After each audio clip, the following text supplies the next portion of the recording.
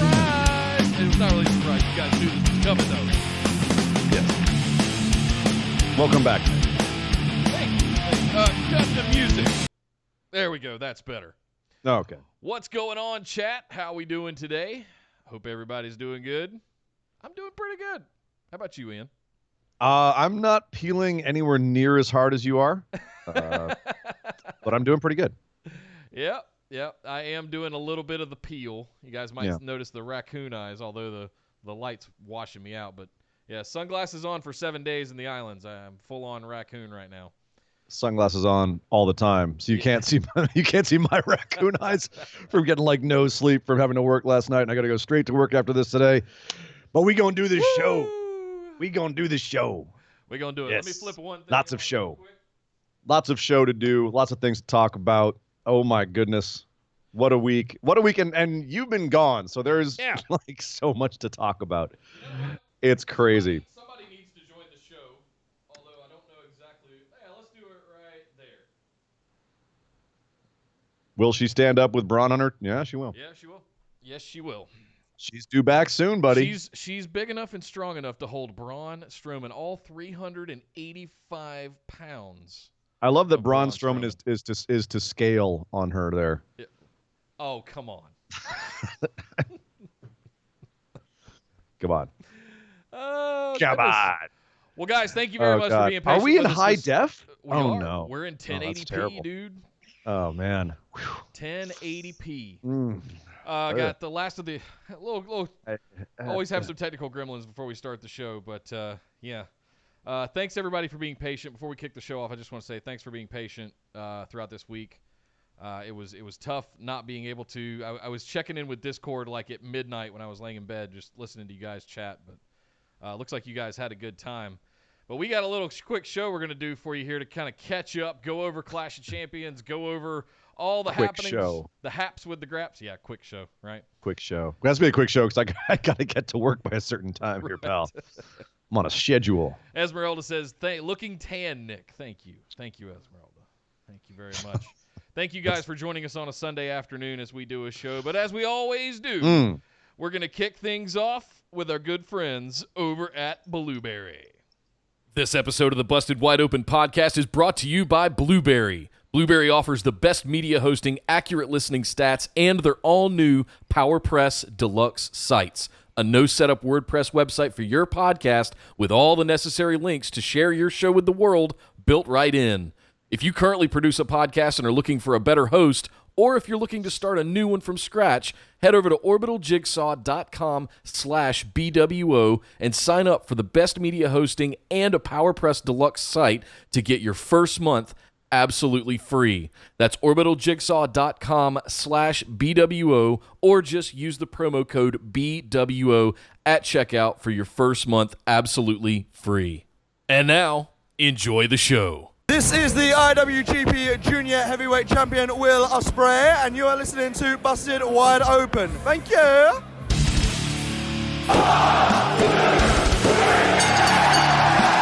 You're listening to the Busted Wide Open podcast, dropping the elbow on the hottest topics in sports entertainment and the world of professional wrestling. With your hosts, Nick Howell and Sir Ian Dangerous. Coming to you from the Orbital Jigsaw Network Arena in sunny Southern California.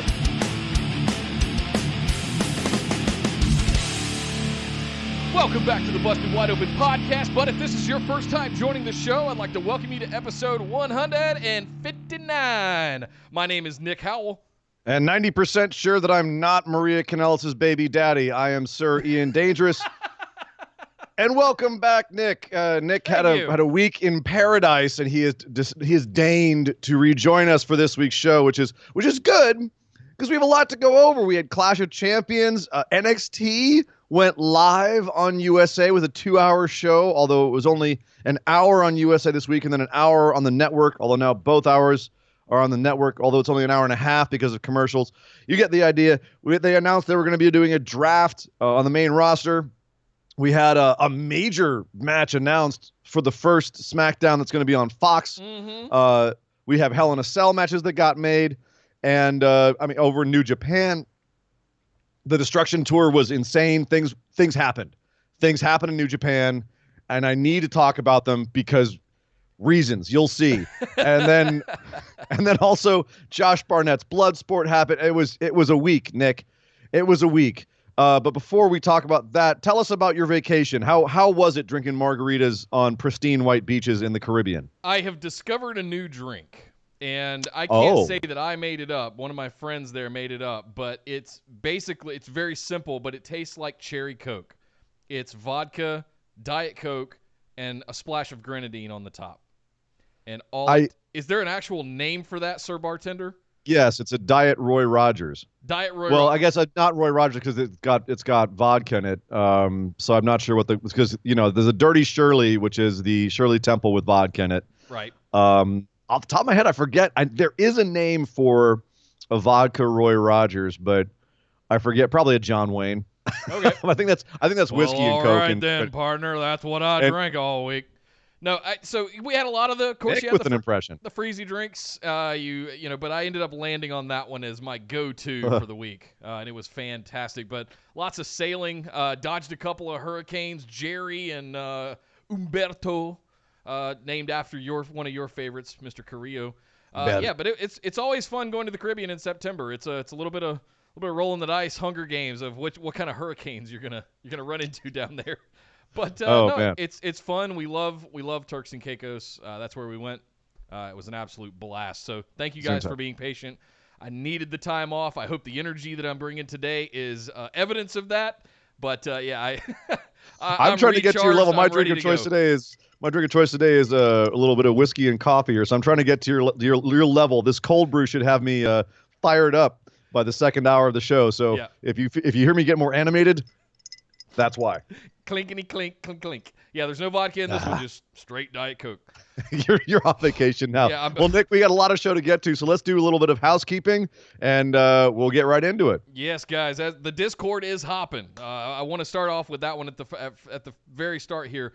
As we transition into 2 shows coming up here in the next couple of weeks, the Discord is going to be where it's at. All the action where we used to do weekly threads, those are still going to be there, but we're starting to see the action die off and migrate over to our real-time channels happening in the Busted Wide Open Discord server. So make sure you sign up there. You can find a link to it at the top of the BWO discussion group over on Facebook, which you also want to be involved in over there. You can follow us on Twitter and Instagram at BWO Podcast, right here on YouTube, live, well, at least for the next couple of weeks, every Thursday at 8 p.m. Eastern, 5 Pacific. To recap, in case you haven't been following along, starting on Tuesday, October 1st, we're going to be going live, again, same times, 8 p.m. Eastern, 5 Pacific on Tuesdays, covering the wide world of wrestling and any happenings on Raw, and then we'll have a third hour as needed for any pay-per-views that we need to recap. We'll follow that up later in the week on Saturdays with a show that will cover AEW, NXT, SmackDown Live on Friday nights for Fox, and then we'll be jumping over to Facebook for a live listener questions segment over there. So listener questions moving over into the discussion group. So definitely be in the Busted Wide Open discussion group so you can get in on some of that. Last but certainly not least, we can't not thank our patrons. You guys rock. Thank you so much for all of your support. And if you want to get in on some of that action, head over to patreon.com/BWO and sign up for one of those awesome reward tiers. You can get access to listener questions, show notes, bonus episodes, all kinds of good stuff over at patreon.com/BWO. Ian, there is a ton of wrestling that we have to get through here. And I know that I did like a 10-hour marathon last night. As soon as we got home, I kissed Esther on the cheek. I said, I love you, darling, but I spent a week with you. I gotta go watch some wrestling for about 12 hours so that we can do a show today for you guys. Yes. And Nick, to start things off, because you were gone for the show, we didn't actually do our normal recap episode, so we're going to really quickly run through it, because by now I assume everyone has, if they know Raw and SmackDown, we got to get to Raw and SmackDown primarily here. Yes. So we're gonna bust through Clash of Champions really quickly, go over our pick'ems, any quick thoughts we have on it, and then head to the rest of the week. But first, let's start off with Clash of Champions. Well, we kicked things off on the pre-show with Drew Gulak defending his Cruiserweight Championship in a triple threat against Humberto Carrillo and Lince Dorado. Did I say that right? Yeah. How's my close enough. pronunciation? Yeah, all right. Close enough. Yeah. You lived in LA for long enough to pick up a little bit of it. No need to spend too much time on this. This was kind of a clunker of a match. Unfortunately, the cruiserweight matches, when they put them on the pre-show, they really can't go all out because they're basically just there to kind of get the audience salivating, but they're not there to show up the main show. Basically, they can't put on too good of a match, or they get some heat with the guys who are doing the main show because they're like, you upstaged us.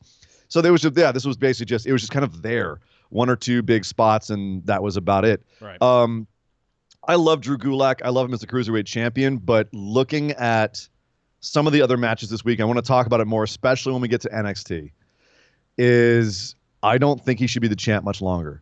If 205 is going to be defined by cruiserweights and that division is defined by high-flying big spots, flip monkeys, whatever you want to call it, Gulak is a mat-based ground and pound guy.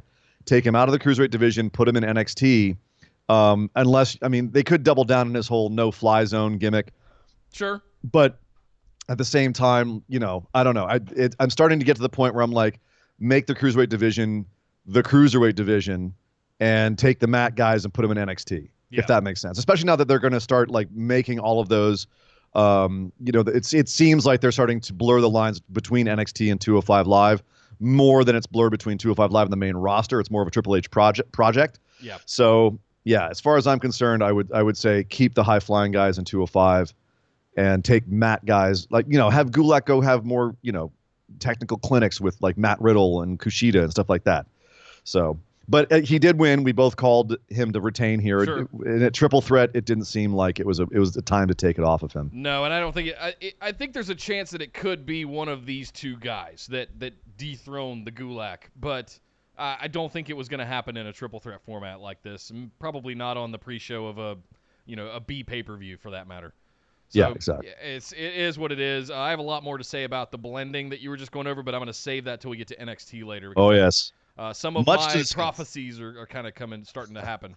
Oh, God. Oh, next up we had AJ Styles defending the United States Championship against Cedric Alexander on the pre-show. Ouch. Yeah, you didn't prophesize this, and neither did I. I don't think anybody prophesized AJ Styles pulling the curtain on the pre-show. That being said, once you saw the result of this match and kind of how they dealt with this match, it made a lot more sense because this was basically just going to be AJ Styles putting down Cedric Alexander. And Cedric had a very hot start to this match, which was a theme of this show. A lot of hot starts to matches.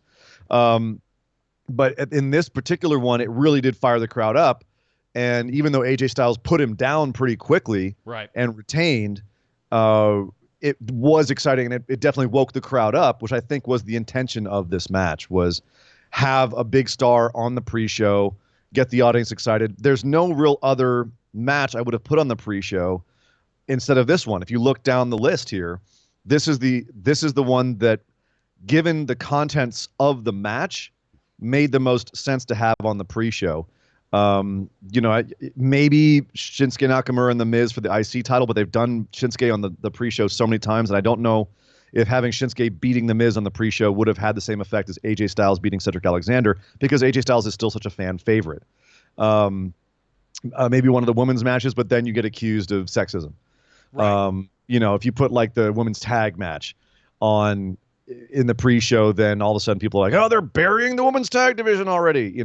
People freak out about it. Whereas this one, we can kind of understand, I think, if we look at it. So it wasn't that big of a deal. I kind of understood after the fact. I mean, in the context of Clash of Champions, it felt weird to have a match like Roman on here that didn't have a title involved, whereas you had two other titles on the pre-show, and that's one of the complaint. Like don't have the match in this setting, like Clash of Champions, where there's not a title involved, and you don't have to relegate an AJ Styles Cedric Alexander U.S. title match to the pre-show. So I think it was just a poor decision to go through with that. But as we found out, that match, Nick, was a match for the championship of Vince's heart. Oh, God. Who has Vince's heart more, the Bludgeon Brothers or Roman Reigns? Because they're both very near and dear to his heart. Yeah, that's right. I said it. That's a tough choice. Well, let's talk about that when we get to it, because next we had Rude and Ziggler versus Strowman and Rollins, and Rude and Ziggler picked up the win.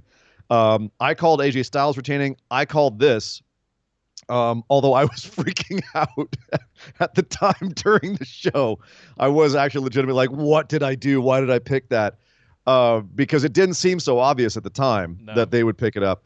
That being said, it's a whole bunch of sound and fury signifying nothing, as we found out on Raw. But at the same time, it once again showed what a prop the Raw tag team titles, the tag team titles in general, are in the WWE. It was there just to make Strowman and Rollins have some time together. Yeah.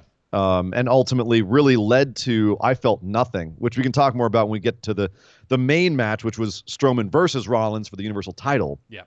But having them be the Raw tag team champions ultimately meant very little. Yeah. And that was frustrating. Well, I got a little scared. You jumped out to an early 2-0 lead here, and I knew I took some risky picks down the card, and I just went, oh, God, this is going to be a bloodbath. That's what I was thinking at the time as well. Like, oh, man, where's Nick when I need him? Right. When I need to rub his face in it. So here we are beginning the card, starting off with that, and then we go to Bayley versus Charlotte, which was a very quick match. Bayley ends up putting Charlotte's face into an exposed turnbuckle and scampering off with the win. I love the fact she scampered straight to the back. She went full Toriano. Well, yeah, just like, I got it, I'm out. I loved it. I loved that aspect of it. But at the same time, this was kind of a quick nothing match, which was a bit surprising. Yeah, exactly. And we both picked Bayley to retain there. There were further developments that happened throughout the week, so we'll talk about those when we get to them. Next up, we had Revival versus New Day for the SmackDown Live Tag Team Championships. And I'm very proud to say I did call this one. This is where your comeback began. I was kind of surprised that they beat the New Day, but I guess we got to get the New Day to be 6-time champs next time they win. It'll be 6-time champs, something crazy. Screw up everybody in the crowd being able to follow along with Big E on their opening announcement. Exactly. No, this was a really good match, though. I thought this was very well worked. Not surprisingly. This was actually the match that I think I was looking forward to the most. My love for tag wrestling. These are two legit tag teams. And I was very excited about this match. It was really good, but I think it was about 60% of what we could potentially have. This could rival some of the Uso and New Day matches we've had over the last couple of years. These two pairings, and it could. I just if they give them time, if they give them a build, if they let this happen. That's why I got so excited with Randy Orton versus Kofi, and then New Day versus Revival, and both of those kind of pseudo factions coming together. I love stuff like that. So I'm anxious to see what happens from here. But yeah, I'm happy to see Revival come off the Raw Tag Championships, and now they get the SmackDown ones. So obviously they've worked things out throughout 2019. At least they're champs, and it looks good to have them have belts next to Randy Orton, especially given what happened with Randy later. Yep. The funny thing is, I thought these guys had a better match on SmackDown when we had a pseudo rematch on SmackDown than this match. This was a great match. It was a fine match on a show that was fair to middling. This was one of the standout matches, but they had a better match on SmackDown. So I'm looking to see if this feud continues with them, and if so, if they get more time to really work some matches and can get closer to the Usos and New Day like high water mark as far as how good those matches were. Next, we had the women's tag titles. We went right from one of the best matches on the card to one of the most meh. Alexa Bliss and Nikki Cross versus Fire and Desire. We both picked Bliss and Cross to retain here. Not much to talk about, really. Not much to talk about there. It just kind of was. It happened. It's what we expected. It's just kind of was, and it's unfortunate because we were saying like it's a really now kind of a thin women's tag division right now where you've just got Alexa Bliss and Nikki Cross, and that's kind of it. Like Kabuki Warriors are AWOL. Fire and Desire have been put down by Bliss and Cross a couple of times now. And then the Iconics are also AWOL. Don't know where they went after losing the titles. Sasha Banks and Bayley are teasing being a team still, and we'll talk about that when we get to the week because, oh, God. But, yeah, they've got to get the NXT involved in these tag titles at some point because NXT does have a lot of women sitting around. Vanessa Borne and Aaliyah could be in there mixing things up. Horsewomen. So I think they're ready, So we'll see. I have high hopes for this, but skeptically optimistic, as I always say, with regards to the women's tag division. So we'll see how that all shakes out. Next up, we had Shinsuke Nakamura defending his Intercontinental title against The Miz. And this was where I started reaching a little bit, admittedly. Reaching? Oh, yes. I want Miz to get that 9th. Everybody wants Miz to get the belt. He's not going to get it till he has his kid, which, by the way, he did just today. Congratulations, Miz and Maurice. Perfect timing. I just saw the name. Let's see. Welcome, Madison Jade Mizanin. Jade Mizanin. Thank you for taking the first note off of my other news section. But it's okay because it's all right. We're in a hurry today. Yes, it's true. We are. But no, so congratulations to Miz. But I think now it's more likely that he'll get, like, if they're thinking about giving him that belt, they know what it means, especially as far as sticking it to Jericho. They know what that means. I think they needed more of a build. Yeah. They didn't point out enough that it would be a big deal if Miz won the belt here, which made me believe they weren't going to do it. I think they're going to give it a serious moment when he gets it.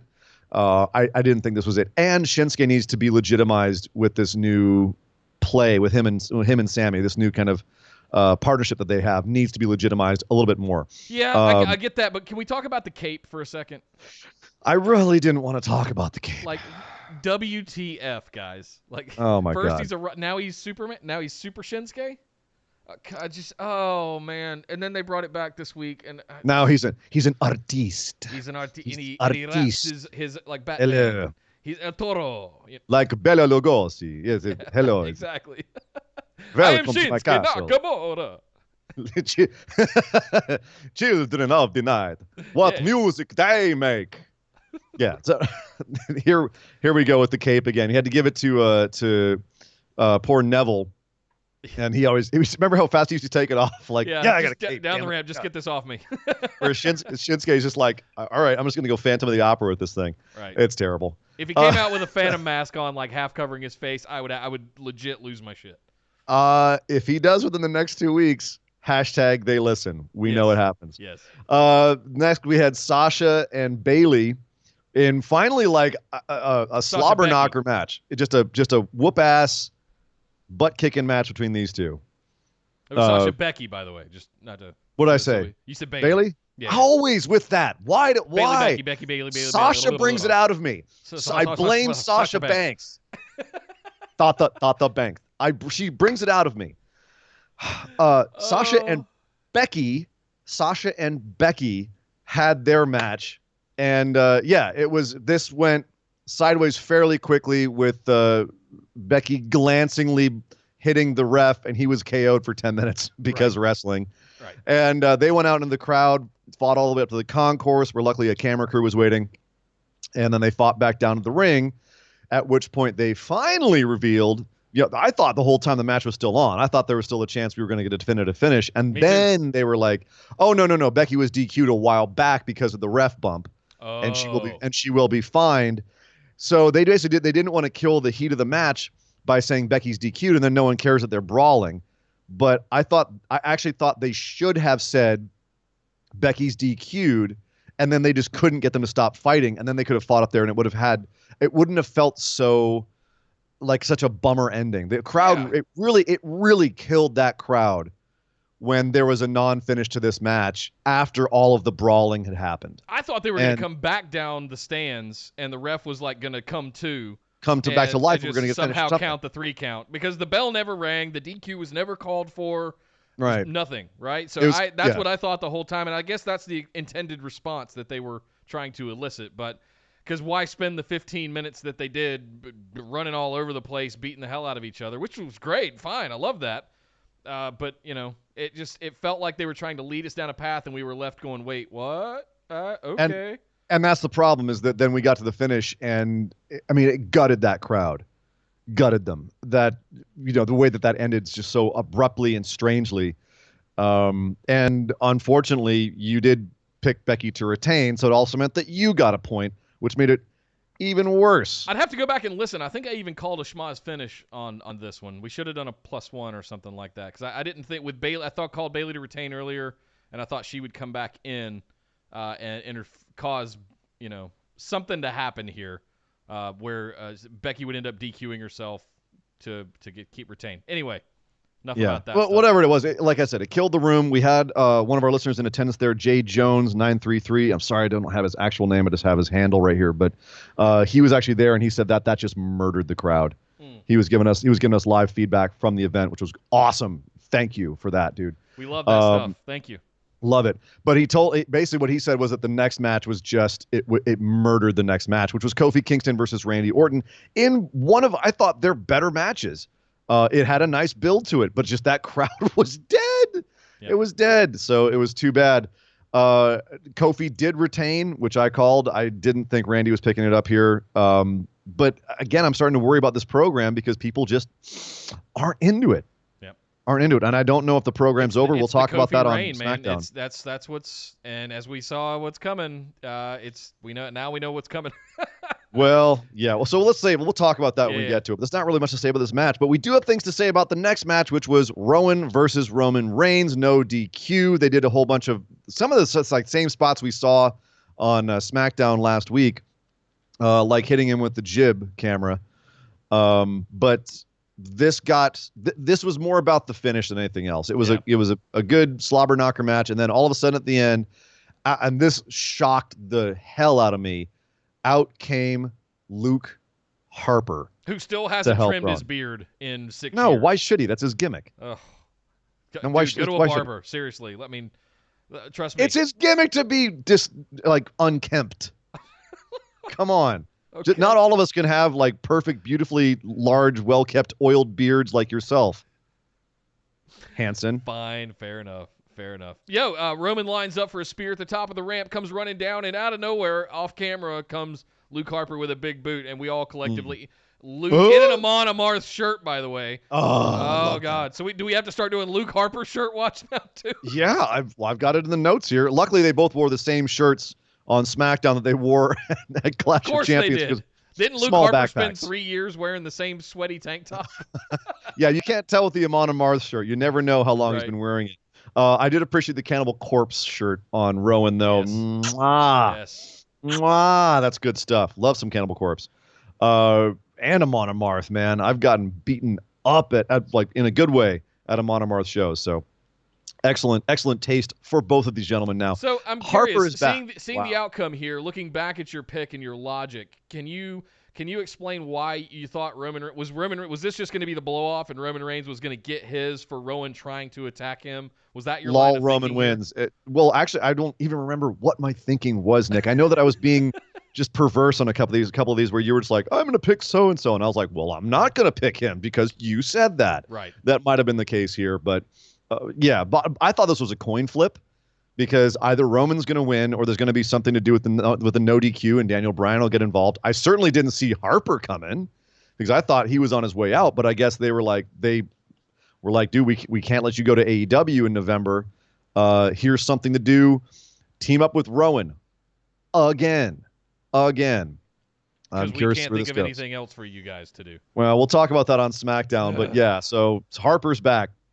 And finally, Seth Rollins and Braun Strowman had a decent match, and it took 4 stomps and a pedigree to put the big man down, in Seth's words. And yeah, that was it. Braun Strowman, one more title shot, one more loss. What do you think about how they're treating Braun Strowman here? Not well. I'm. You know what? Boy. I think Seth should carry it. Continue to carry it. I like Seth and Becky being the 2 title holders on Raw. I'll say that. That said, I fear for Braun Strowman. How much longer can get these hands Raw last? I don't know. But I do like the turn of the last couple of months with him kind of teaming up with Seth, doing whatever this program actually is, and it's revolved around Ricochet, the OC, AJ Styles, the U.S. title, and the Universal and the Raw, like this big maelstrom around several of the titles on Raw. I'm enjoying it, and I think it's done good things for Braun Strowman. So I'm not counting him out yet, but you got to put a strap on that dude pretty soon, or we're all just going to start to just roll our eyes anytime he gets booked into anything because it turns into a cry wolf. Like, yeah, we don't believe you. Well, and it's the strange thing about how Vince books big guys. Either he just gives them all of the gold, or he just has the perception of, they're an attraction. They don't need belts to be an attraction. In the case of Braun Strowman, if you have a guy who it takes 4 curb stomps and a pedigree to put him down, why shouldn't he be champ? There's that indicates to us, the viewers, anyone who's even halfway thinking about it, there's something wrong with his game. If you're that beefy, if you're that strong and that hard to put down, why don't you have a belt?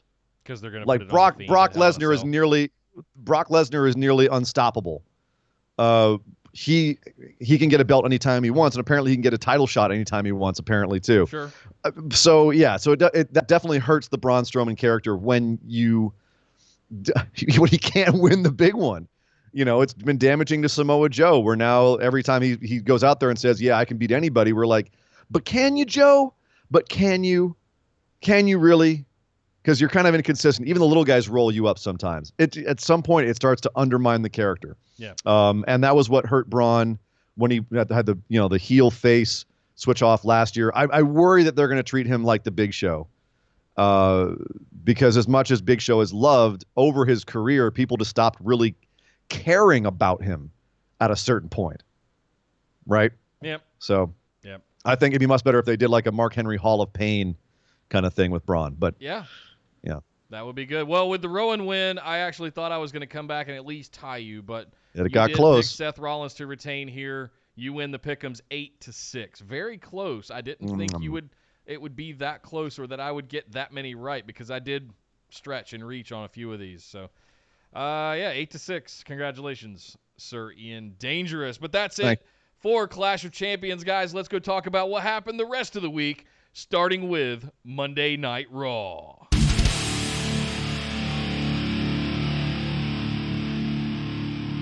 So we start off with Seth Rollins in the ring, recapping Clash of Champions like we just did. But then, as we know, Nick, now, we're going to be heading into Hell in a Cell, and Seth is going to be facing Bray Wyatt as The Fiend. So, of course, we had to build to that. And sure enough, Bray Wyatt showed up on the Titantron to tell Seth that, hey, buddy, I'm running out of friends, and you're going to be my friend now, and I'm going to kill you in Hell in a Cell. This was the first time Ramblin' shows up. Don't do it, Seth. Run. That's it. No, run. Away. And then Bray yelled at him. That was a nice. So okay, let me start again. Yeah. This is the first time we've seen Firefly Funhouse used as a conversational promo where two guys talk back and forth, kind of like how Bray used to do, where he'd show up on the Titantron in the misty nether regions of the stadium that they were in, and talk in cryptic terms to whoever was in the ring. Now we're doing it in the Firefly Funhouse setup. What did you think about how that worked in practice? Because we were wondering how this was going to work in practice. Yeah. When you had to have a feud with somebody. How are you going to make this gimmick work? What did you think about what we saw here? So I actually watched this twice because I was curious to see if they had pre-recorded the Bray bits and Seth was just had a set amount of time that he could respond in there that was blanks. But no, it looked like they were doing this live. So props to them, first of all. I want to give them kudos there. It looked like that Bray was in a set doing this. Though he wasn't. This was pre-recorded. It was okay. Then I mean, even better. You made it look live.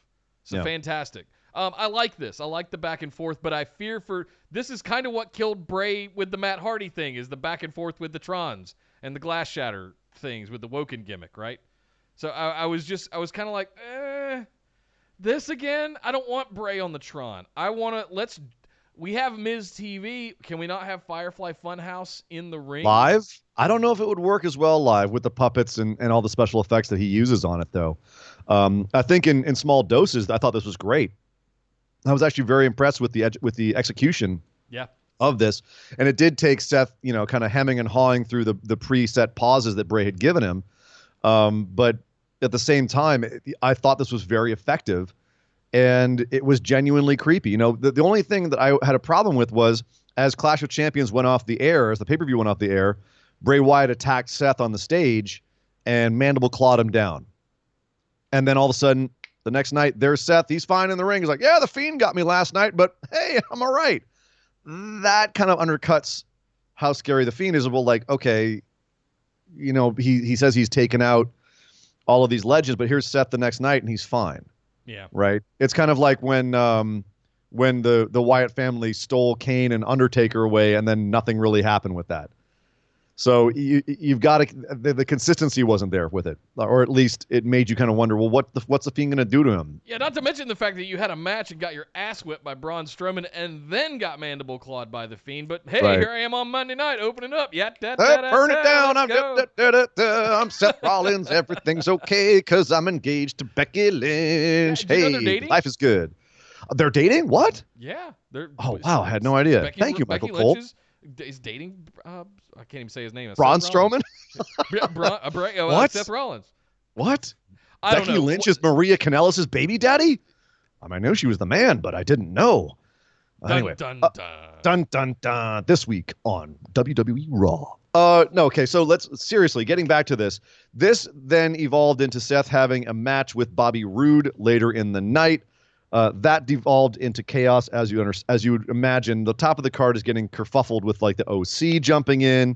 The OC also had a match with. I'm trying to keep up on everything in Raw, 'cause it is getting more convoluted now, which makes breaking it down a little bit harder. Yeah. Which I like, because the more convoluted it is, the more engaging it is, the more easy it is to watch, because things are always happening. But the 2 points that went forward with Seth's story were Bray kept throwing Firefly Funhouse segments into Raw for the rest of the show, showing a wall of pictures where he had pictures of his victims with their faces with little X's over the eyes and a little little frowns on their lips. Little devil horns. Yeah, like Jerry the King Lawler and Mick Foley. Everyone he basically put down. Not gonna lie, I was thinking of doing the same thing to Nia back here. What has Nia ever done to you, Nick? I don't know. Exactly. So he basically was threatening Seth throughout the night. At the end of the night, Seth Rollins is having this match with Bobby Roode. The OC comes out, and to save Seth, so you have Dolph Ziggler and Robert Roode, who they basically they gang up on Seth at the end of this match. DQ finish. OC comes out 5-on-1. Everyone starts beating down on Seth, and out comes the Demon Kane, who also happens to be the mayor of Knoxville County, Tennessee. They happen to be Knox County, Tennessee. They happen to be in Knoxville, Tennessee. Sasha Banks. And so, of course, he got a huge ovation. It also helped that he had won the 24/7 championship on a little vignette earlier, which was a lot of fun. He was showing R-Truth around Knoxville and Volunteer Stadium.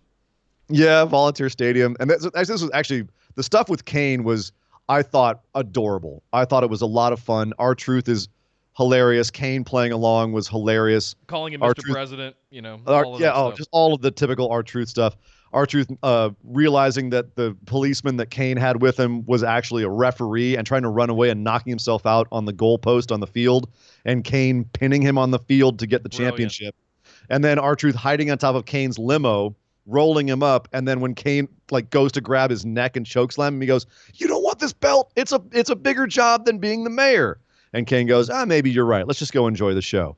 So by that point, the audience is just salivating for Kane. And sure enough, so when he comes out at the end of the show as the Demon to save Seth Rollins, the crowd just pops huge. It was a great moment. So this is a throwback moment, too, for those that haven't been keeping up. If you remember when Seth did his heel turn and his Money in the Bank championship run with the briefcase leading up to the cash-in at Mania, Kane was basically his henchman, helped him win Money in the Bank. But then he turned on him, didn't he? So right, he did. So I'm wondering where this is going, because that was the first thing that popped in my head. It's not going anywhere. It was a one-off to pop the hometown crowd. And then, of course, after Kane leveled everybody, the lights started going out, and the Fiend pops up from right behind Kane and puts him down with the mandible claw before staring down Seth in the corner of the ring. Seth, is lying against the turnbuckle, shaking in fear as the Fiend just kind of hovers over his head, which was an awesome image to close Raw. Yes. But that's all it was Kane was there to get sacrificed. He wasn't not going to become a thing with Seth. I can't imagine. He's the mayor. They were in town. They used him. He's sticking around, and he's not going to go back on tour with WWE, dude. Calm down. Okay. So my question here is it starting to get to the point where we've seen Bray kill enough legends, and it's time for him to move on to like current roster people? Yeah. Or is this okay? I think we saw the beginnings of that this week with the whole Kane thing, with Bray coming out at the end of Clash of Champions and sacrificing Seth.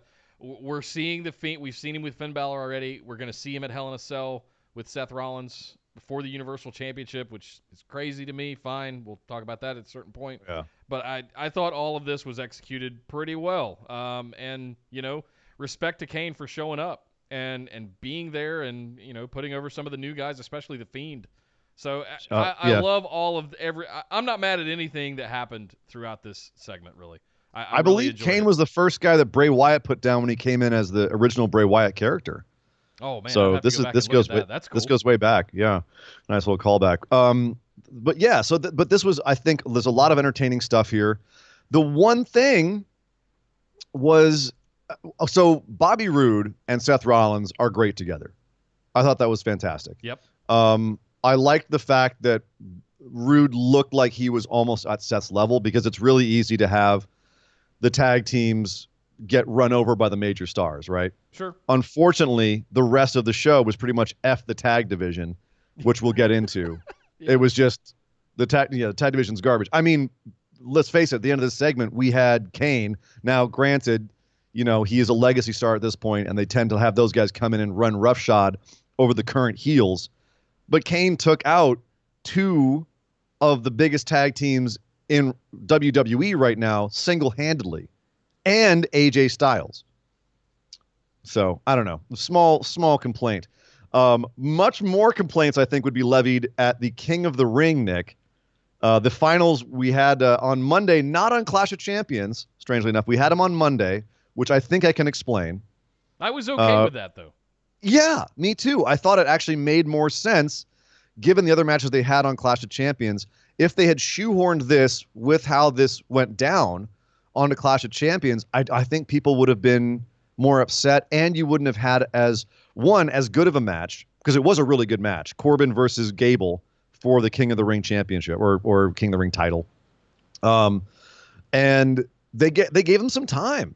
And this is one of Baron Corbin's better, if not best, matches. He's been lights out this whole tournament, frankly. Yeah. So is Gable, but Gable's always lights out. Gable is always lights out, but at the end of the day, what we really needed to talk about here was, what happened afterwards. And that's the thing that happened on SmackDown, so I want to save that. Okay. I didn't really like what happened afterwards, but I want to save that. Okay. Well, we'll save it to SmackDown. We kind of called Corbin to win this thing. Once Kevin Owens went out, once Drew McIntyre went out, I was like, it's Corbin. Yeah. The second that they announced the brackets, I came on this show and said, all hail King Corbin. You did. I did. And the reasoning for that was the exact reason that they did this, which was one more accolade for Corbin to rub our noses in. And I feel like a lot of people, whether it's the internet crowd or the hardcores or whatever, are starting to come around on Corbin a little bit. He's showing that he's a consistent worker. People are starting to realize that he's extremely safe as a worker, and that he is one of the few true effective heels these days. He's the WWE's MJF. He's not quite as good with the patter as MJF is. Yeah. But man, he can get under an audience's skin. And I think people are starting to kind of respect that a little bit. We've been high on him ever since the Constable Corbin gimmick back last year. We were saying in the fall, like, he's great. Like, he's genuinely such an effective dick heel that he makes us hate him. And sometimes it's hard to get around that instinct to just hate the person. I have that with Taichi, where I just can't get around my natural hate of the man. I think which is why he's such a great heel. When he put the vest waistcoat on, that's when it clicked for me. And I know a lot of people hated that, but him coming out as that Constable character, it's just what name can I make up for I'm in charge that isn't commissioner or GM, right? Constable. So I'm still in charge. I just got off my shift at TGI Fridays, and I'm here to kick ass. I have 27 pieces of flair. So Corbin is your King of the Ring. As you said, we'll discuss it more on SmackDown, where we have the coronation ceremony and some of the fallout from this, which was very interesting as far as, speculating about who they really made this tournament for. So, but at the end of the day, I thought it was just interesting to point out people are starting to come around on Baron Corbin, and here he is winning this tournament when we had so many other people in this tournament that could have been deserving King of the Ring winners, and they decided to go with Corbin. Yeah. So, very strange. The Viking Raiders, Nick. The Viking Raiders. War Machine. Which is it's interesting because today my Raiders did face the Vikings in a losing effort, and I'm still feeling that as we do this show right here. So saying Viking Raiders actually hurts me more than normal today, Nick. You could say the Raiders got the Minnesota Viking experience. Okay. I hate you so much right now. How's your Cam Newton doing? Dressing up like a insane gypsy anymore? Yeah, it's Aunt Jemima something. I don't know what's going on. Nobody knows what's going on with Cam. I can't tell if he's going to read your fortune or take a sack. Anyway, so probably both. So this is strange. So the Cedric Alexander is teaming up with the Viking Raiders to face off against the OC, the entire OC, AJ Styles included. So maybe Cedric and AJ still having a feud, which is strange because before that it was Ricochet in this position. There are rumors that Cedric Alexander is being slow pushed by Paul Heyman. If so, that would explain why he's winning and losing. He's trying to get audience sympathy right now. Should it be Ricochet instead of Cedric Alexander? Or are we okay with Cedric getting the spot? I feel like it should have been Ricochet. I feel like it already was Ricochet. It makes me wonder what plans they've got for Ricochet if they're kind of yanking him out of that U.S. title picture this quickly, almost overnight, seemingly overnight. Yeah, it was very they did quick. have their matches, him and AJ, but at the same time, I'm going, are they interchangeable? A little bit. But we've talked about how some of these like these smaller flippy face guys, Ali, Cedric, Ricochet, they're all kind of starting to be a little bit interchangeable on the main roster. Are they going to get lost in that interchangeability is what I'm concerned about, and that's my biggest fear. Like Ricochet has enough going on that, again, we saw some of that with Kanellis this week, but he's good enough. He's got the moves, he's got the mic skills, he sells well, he's got everything you need. Cedric, I still feel needs a little bit of that shine, and I'm wondering if that's why they put him in here, and they've got other plans for Ricochet down the road. So we'll see. Again, as long as you're on TV, you're doing something right. Yep. Exactly. So, and at least they're on TV. Although I didn't like how I 50-50 liked how they handled Ricochet this week, but we'll get to that in 1 second. Before that, we got to talk about Sasha and Bayley, the Boston Hug connection. I can't even say it. Sasha and Bayley reuniting their tag team against Alexa Bliss and Nikki Cross, and beat them fairly handily. Beat the current women's tag team. Now, granted, Sasha and Bayley were the inaugural women's tag team champions. It makes sense to have them beat the current ones to at least establish some sort of pecking order. They could take the titles if they wanted to. I thought that was an interesting dynamic. Conversely, speaking as devil's advocate, there's now singles wrestlers again. Yep. They shouldn't be beating the champs this easily. Nope. And then beating them up and needing Becky and Charlotte to come out to save them. To save Bliss and Cross. Because it's not about Bliss and Cross. There's obviously something at play here circling the four horsewomen of NXT. And I haven't quite put my fingers on what they're up to, but it's very, Charlotte's face again, guys. Newsflash. Hello. All of a sudden. I like the fact that they're not going full, like she's not becoming like a nice girl. She's still Charlotte.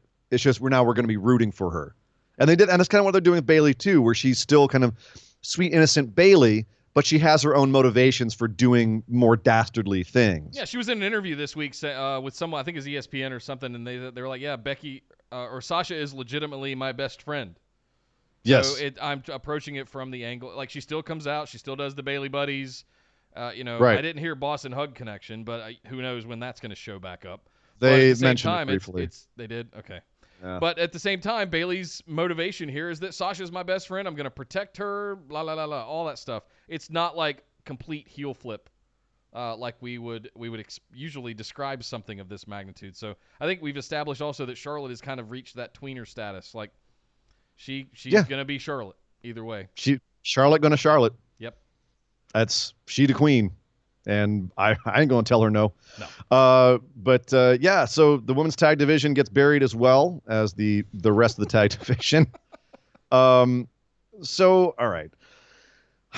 We're heading towards Becky and Sasha. Yes, I said Becky. Becky and Sasha in Hell in a Cell. They established that after this when Sasha and Bayley both grabbed chairs and you had Becky holding up a chair and then Charlotte came out for the save. By the way, Charlotte kicked a chair down Bayley's throat in heels on the ramp. Did I mention Charlotte going to Charlotte? Yeah. That's some skills. That's some athleticism right there. But yes, we're getting Sasha and Becky inside a cell at Hell in a Cell. Hopefully it will be better than Sasha and Charlotte was in a cell because that was a stinker. Mm-hmm. But we still don't know what's going to happen with Bayley and Charlotte. Got some clues on SmackDown, so we'll save that till then. Yep. So that leads us to Nick. Oh boy. We have to talk about this, don't we? We have to talk about this. We have to talk about this, and I have to talk to you, sir, because last week you said you love WWE for the soap opera stuff, for the stories, and you're getting it because we're having this whole, like, we're going back to nearly like Attitude Era or some of the skeezier stuff in Ruthless Aggression era with this Maria Kanellis is pregnant story. We had the gender reveal party this week on Raw where she revealed that it is a boy. She's having a boy. Everyone was so happy. No one more so than Mike Kanellis, who then Maria then turned around and said, but, you know, you're not really the father. Ricochet is the father. And everyone, what? Looked at Ricochet, and he's like, what the heck are you talking about? I don't know what you're talking about. Mike Kanellis gets mad, slaps Ricochet, demands a match. They go out to have a match. Ricochet doesn't want to fight him, but he fights him anyway, kicks his ass. And as Mike Kanellis is lying in the ring, dejected because he's been cucked by somebody or his wife is being a psychopath again, out comes Maria to say, I was just trying to motivate you. Ricochet's not really the father. The father is really Rusev. And out comes Rusev with a porn stash looking as jacked as he's ever looked. Man has been working out with Sheamus, and he's like, he is shaved down and jacked up. He's always had absolutely insane traps, but those things are actually alive now. They have a mind of their own, and they're planning on taking over the world. Well, because he cut his hair off, you can actually see them now. The hair's not sitting up, but Jesus Christ, they're massive. Dude, no, he's always had them, and now they're just cut. The guy is he looks terrifying. Yep. So, and immediately Mike Kanellis is like, dude, I don't care if you're the father of my wife's child. Please don't hurt me. Yeah. Can I just say really quickly as an aside, I was really excited to see Mike Bennett and Ricochet have a legit match. It's a shame that they didn't. I think those two would be a really fun pairing, but in this context, it wasn't going to happen. So, when I heard that they were going out to the ring, I kind of got, ooh, because this could be good. No, it wasn't. It was terrible. It was awful. It was bad. And then Rusev came in, murdered Mike Kanellis, and stormed off, and we still don't know if obviously he's probably not, because Lana would kill him, but he's it's probably just another tool that Maria is using to motivate Mike Kanellis, who Corey called a beta cuck, which I never thought I'd hear on WWE programming or any programming for that matter, but here we are. 2019 vernacular, I guess. Who knows? Bizarre, strange, stupid storyline continues. Yeah. Is this what you wanted to see, Nick? Is this the kind of soap opera stuff that you needed to see on your programming? No, the soap opera stuff that I'm referring to is like the maelstrom of stuff I was referring to earlier, circling different titles and storylines. OC, Seth and Braun, Ricochet in there, Cedric in there, Revival in there. All kinds of stuff just circling around a bunch, like one big ball of story. This is poppycock. This is crap. This is, I don't know what audience they're trying to get to. I think you nailed it. 2004 Ruthless Aggression, post-Attitude Era crowd that they're trying to get here. Yeah, and here's the thing, is they always try to have a bunch of different segments and styles of storytelling on WWE, where you've got some straightforward, I hate you, you hate me, Sasha and Becky, kind of what they're doing. You got the creepy stuff with the Fiend. You have a lot of different things happening. This is the trash TV element. Yeah. This is the Jerry Springer crowd. Yep. And it used to just be all this. So the fact that it's just one segment, I suppose, is like, all right, well, they've got to appeal to those people who just want to see this kind of stuff, because they are out there. This has been getting hits on YouTube, but unfortunately, yeah, I could leave it. I can definitely leave it. Yeah. The other one thing I want to say before we move on, aside from the women's revolution aspect of this, Maria Kanellis looking like the worst kind of female character. Are the Street Profits headed the way of R-Truth? Are they just going to be dancing goofball guys for the main roster? Because if so, they're being wildly misused. They are. They're being wildly misused, but whatever they're doing, the segment with Booker T was awesome.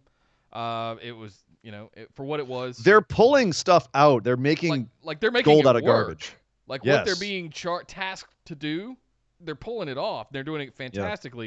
Yeah. I agree with you. It's wildly misused, but at the same time, there's a lot of shit happening right now in the tag division amongst different teams and stuff, and is there just not a place for them to slot in yet? Could they be looking at something coming up for Survivor Series in a couple of months? Possibly, but at this point, they seem more like, kind of the sing and dance and act that you typically get when Vince McMahon sees a couple of funny guys who happen to be African American.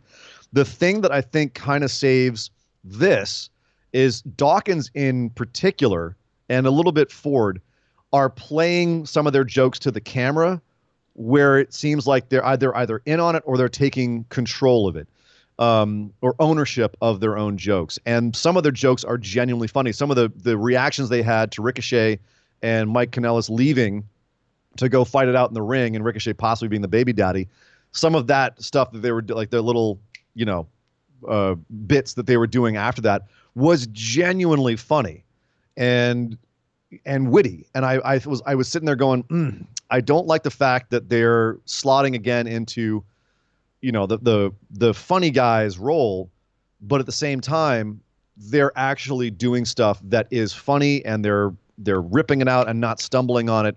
So from a performance standpoint, they're nailing it. Yeah. So hopefully they can, continue to grab the proverbial brass ring. Yeah. When it comes to that. Nick, I have to ask you, what did you think about AOP coming back and having a promo dressed in suits, starting off introducing themselves in English, and then cutting a promo entirely in their own respective native languages? I believe it's Turkish and Hindi. I'm not entirely sure.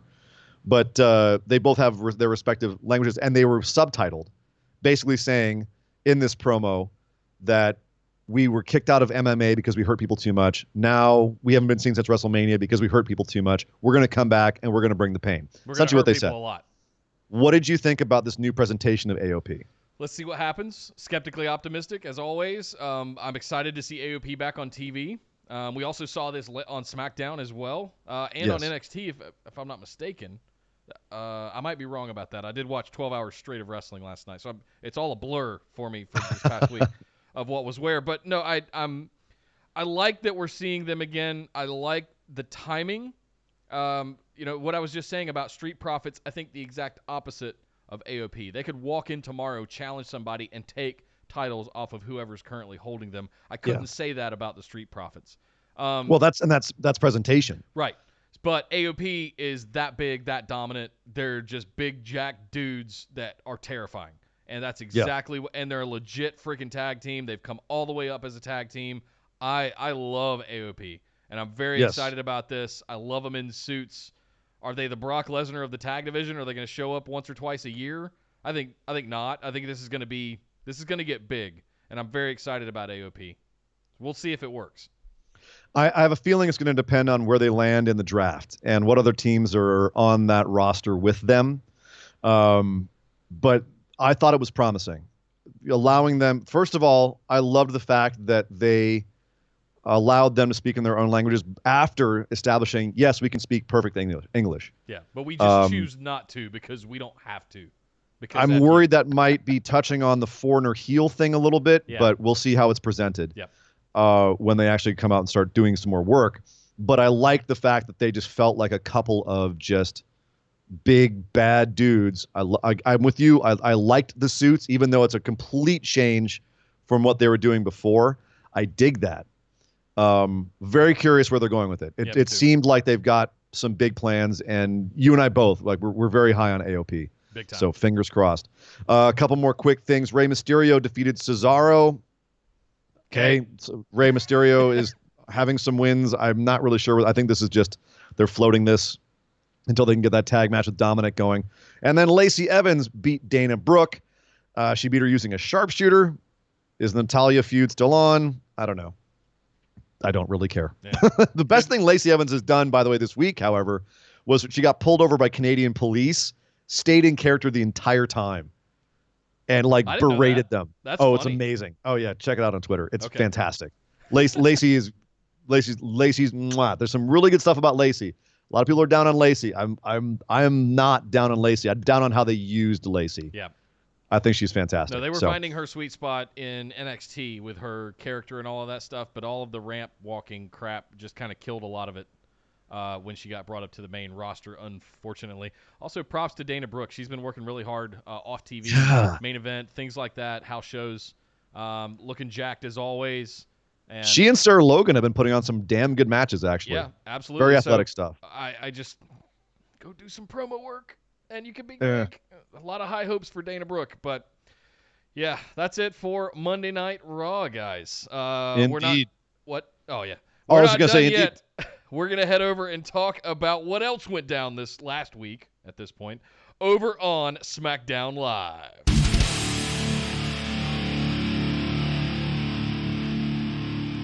Beard Brock is back. The beard is back. And so is Brock Lesnar after a lights out awesome New Day versus, what would you call it? FTRKO, the Revival and Randy Orton. Yeah. All right. So New Day versus Randy Orton in the Revival. Great lights out match. Fantastic stuff. Very exciting. It ends with Kofi standing tall in the ring after defeating his enemies, and Brock Lesnar's music hits. And everyone in the arena just goes, what? Is he actually here? Yes, he is. Oh, my God. Brock Lesnar comes out with Paul Heyman and, long story short, challenges Kofi Kingston for his championship on October 4th, the very first SmackDown on Fox. It will be the first time Brock Lesnar has had a match on TV in 15 years. Good God. There are people who are currently watching WWE who were too young to watch WWE the last time that Brock Lesnar had a TV match. So there's probably people watching WWE that weren't born at that point. I need to speak up and say that I was completely wrong about my prediction of Roman Reigns carrying the title onto TV and Fox. I don't know that any of us saw this coming. I certainly didn't. I didn't. I did not see this coming at all, but pleasantly surprised. You guys know at this point I'm a little down on the Kofi reign. It is what it is, but I've called Randy to take it off of him the last 2 pay-per-views. So I'm ready for that to end, and it makes a lot of sense that Fox, being formerly of UFC and that MMA type of style, who else? I mean, it's hindsight's 2020. It's perfect. Have Brock Lesnar on the opening night become the new champion on the night. I'll call it right now. Brock Lesnar's definitely winning that match on opening night and taking I want to point out. Well, and I want to point out the last time that Brock Lesnar and Kofi Kingston had a match, it was on Beast in the East about 3-4 years ago. Oh, God. Okay. And Brock Lesnar gave Kofi Kingston 9 F5s, something like that. Just murdered him. It was a squash match. He just murdered Kofi Kingston. It looked ridiculous with the two of them standing next to each other last night. Oh, yeah. Oh, no. It looked absolutely insane. And Brock looked like he was going to shake Kofi's hand. He just gave him an F5 and walked away. Of course. Yeah. So, yeah, either we're going to see Kofi absolutely 100% cement and legitimize his reign by having some sort of crazy fluke victory over Brock. There's going to be some sort of schmozz finish where Kofi escapes, like Brock gets DQ'd or something. Or Brock Lesnar's going to walk in here, squash the hell out of poor Kofi Kingston, and end this reign in the most ignominious way possible. That That is my prediction of what's going to happen. It's been fun, Kofi. It's time to get serious now. What's frustrating is, Nick, this proves our point. Earlier this year, when Brock won the Money in the Bank match, as entertaining as the Beast in the Bank was, and Brock with his boombox briefcase, as entertaining and stupid as that was, he didn't it was dumb to put that briefcase on Brock. So many other things you could have done with that, other storylines you could have had, because this just proves Brock can walk in whenever he wants and call a title shot and get it. And we all knew that was the case. So it was stupid to have him have the Money in the Bank briefcase. Agreed. Agreed. Yeah. Anyway, we will see what happens to poor Kofi if he's left decimated on October 5th. Yeah, he's done. Enjoy the next couple of weeks with Kofi as your champion. It's not going to happen going on to Fox, unfortunately. So, anyway. What is happening on Fox is apparently Luke Harper and Eric Rowan are back together, buds, again. Eric Rowan sat down for an interview with Michael Cole. That went about as well as can be expected. I feel like he's trying to do the Daniel Bryan psycho style of interview, and it just doesn't work because the guy has the acting chops of a cardboard box. Trying to say that he is Daniel Bryan's intellectual superior and that he's better than Daniel Bryan in every way, physically, mentally. He's no one's puppet, blah, blah, blah. Not very believable, I have to say. But as the show closed, Daniel Bryan came out to address this and was promptly murdered by both Rowan and Harper. Roman Reigns came out for the save. He also was beaten down to close the show. So a couple questions I have for you here, Nick. Okay. Is Daniel Bryan going face already? Because it seems like he's starting to nudge towards that way. And should he go face? And then what's the end game for Harper here?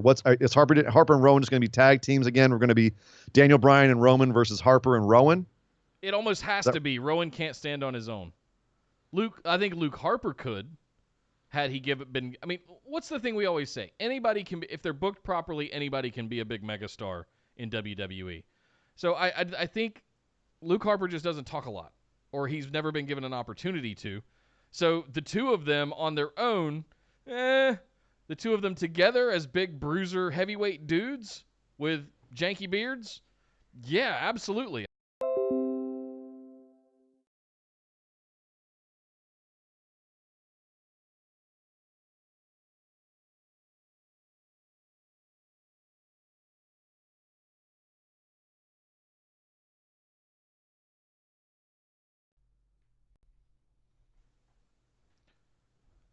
Well, I think we're still online. Let's Welcome see if this back, thing everybody. continues going. Gotta love technology. Technology. No, Imagination. the whole thing kind of went kablooey up there. All right. So working on getting things back real quick, guys. Just bear with us. We're like AEW. We're getting our technical stuff handled here. Nick, let's pick up where we left off. We were talking about Harper and Rowan, how they are as a team. Do you feel like this is the best thing for Luke Harper, is to be in a team with Eric Rowan? Essentially, Bludgeon Brothers Part 2, only now with heavy metal shirts, as opposed to those stupid World of Warcraft costumes they had before. Yeah, I hope they don't put them back in the costumes. That's the big thing I'm really hoping for. Like, if we can avoid that, everything's okay. But if we end up putting them back in hooded costumes with big stupid orc mallets, that's going to go downhill real quick, and I don't want to see that happen at all. So that's my one big fear there, is that kind of thing happening. Agreed. So we'll see. Fingers crossed that they don't go right back down that path. But I think it's dangerous to put them back together again. I'm glad Harper's back, but man, I wish they would give him a singles run. I really do. The guy deserves it. He's fantastic, but Harper especially does, yes. I mean, here's the thing. You've got Daniel Bryan right there. He and Roman Reigns have only faced each other once in a match. What are you doing? Why are you not having those two guys feud? How do you go for Rowan and then throw Harper in it and possibly have them have a tag team against Roman and Daniel Bryan? The mind explode. I don't understand why that was the logic over Roman versus Daniel Bryan when you have a heel Daniel Bryan that's doing fantastic work? Not sure. Yeah, me either. I don't understand why they would try and do that with them. So, no. Anywho, looks like we're back online. Things back to normal. Sorry about that little interruption there, guys, but we should still be online and going. Please let us know in the chat if there's anything still messed up. But we're gonna keep going as normal. Let's see. Next up, we've got to do one last thing, and now we have to do both of them. Rowan Harper shirt watch. Oh yeah, well it's the same one as like I said, they kept him from Sunday. Still Cannibal Corpse and Amon Amarth. Excellent taste holds over until SmackDown. Yes. Apparently. No washing machines there in Tennessee. So let's talk about some more things on SmackDown. We got to catch up here. Bayley comes in to save Sasha Banks after Charlotte tries to beat her down, and then Carmella comes in to save Charlotte when the two of them tag up on her.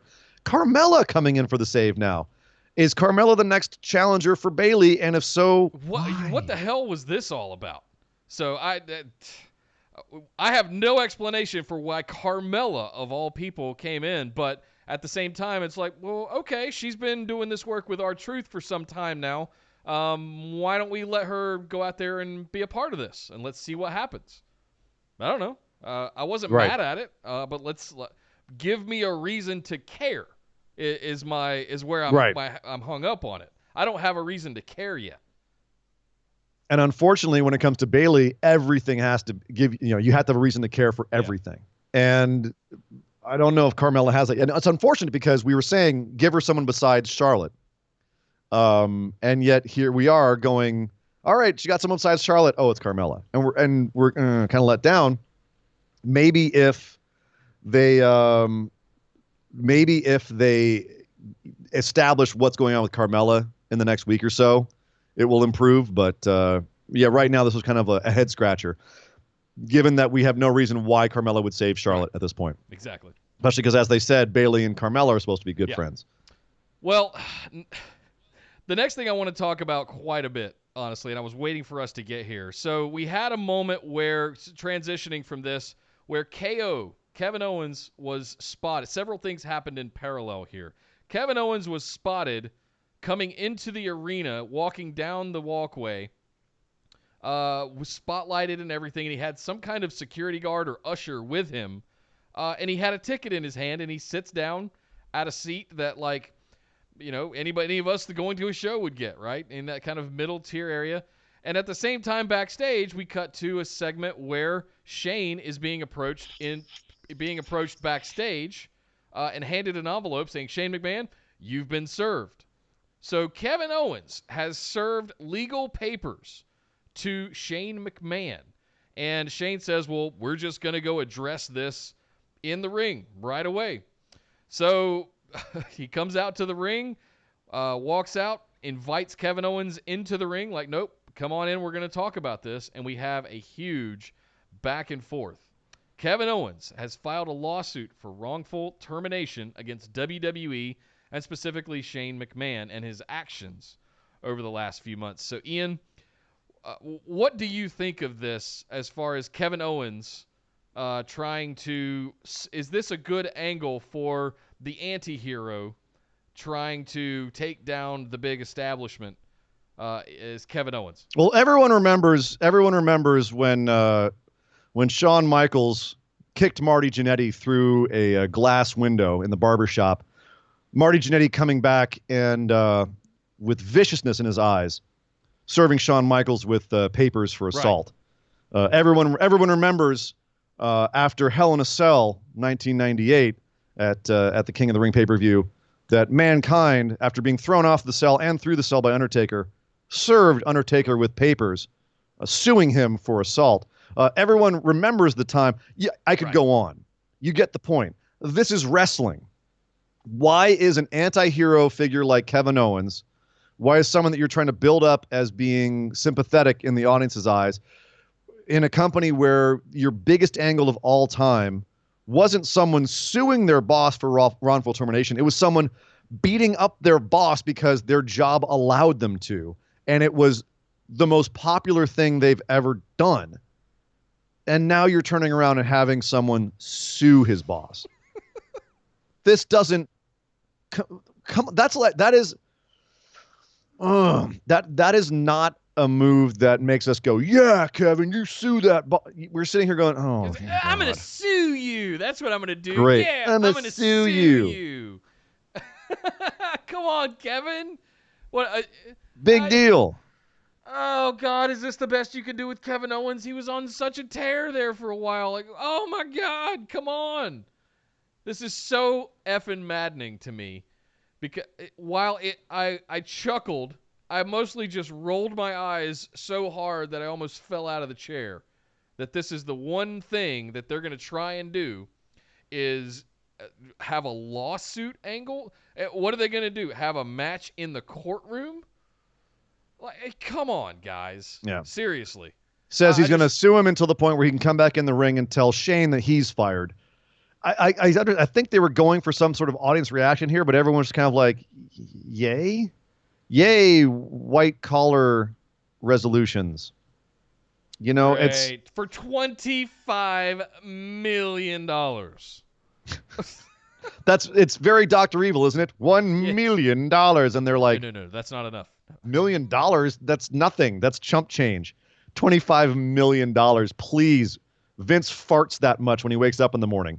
That's not. Anyway, yeah, this angle is, I don't understand what they're doing. This angle is garbage. I'm finally on your side with the whole Kevin Owens, Shane McMahon angle. This is where it jumped the shark for me, when Kevin Owens sued Shane McMahon. Did I just beat the game? Oh my God, I got Sir Ian to agree with me on something. Holy smokes. Sorry, this is where they lost me. That's exactly what I was talking about. This is wrestling. The whole point is you're not resolving things with lawsuits. You're resolving things with your fists. Yes. That's kind of been the stock and trade forever. Like, oh, so-and-so did me wrong. He, wrecked my car and he insulted me backstage and I'm going to slap the taste out of his mouth. You don't say I'm going to sue him. Right. I'm going to take him to court and that'll be the end of it. That'll show him. Yeah, exactly. Well, that's right, Daddy. I've had hard times. Ric Flair put hard times on me, on Dusty Rhodes and his family, and as a result, I'm taking him to court. Yeah. That doesn't quite have the same. That doesn't quite have the same ring as I'm gonna give him the bionic elbow, Daddy. I'm gonna do it in front of all of you, and you can see what happens when a man like Ric Flair comes into Dusty territory. Oh my goodness. It's terrible.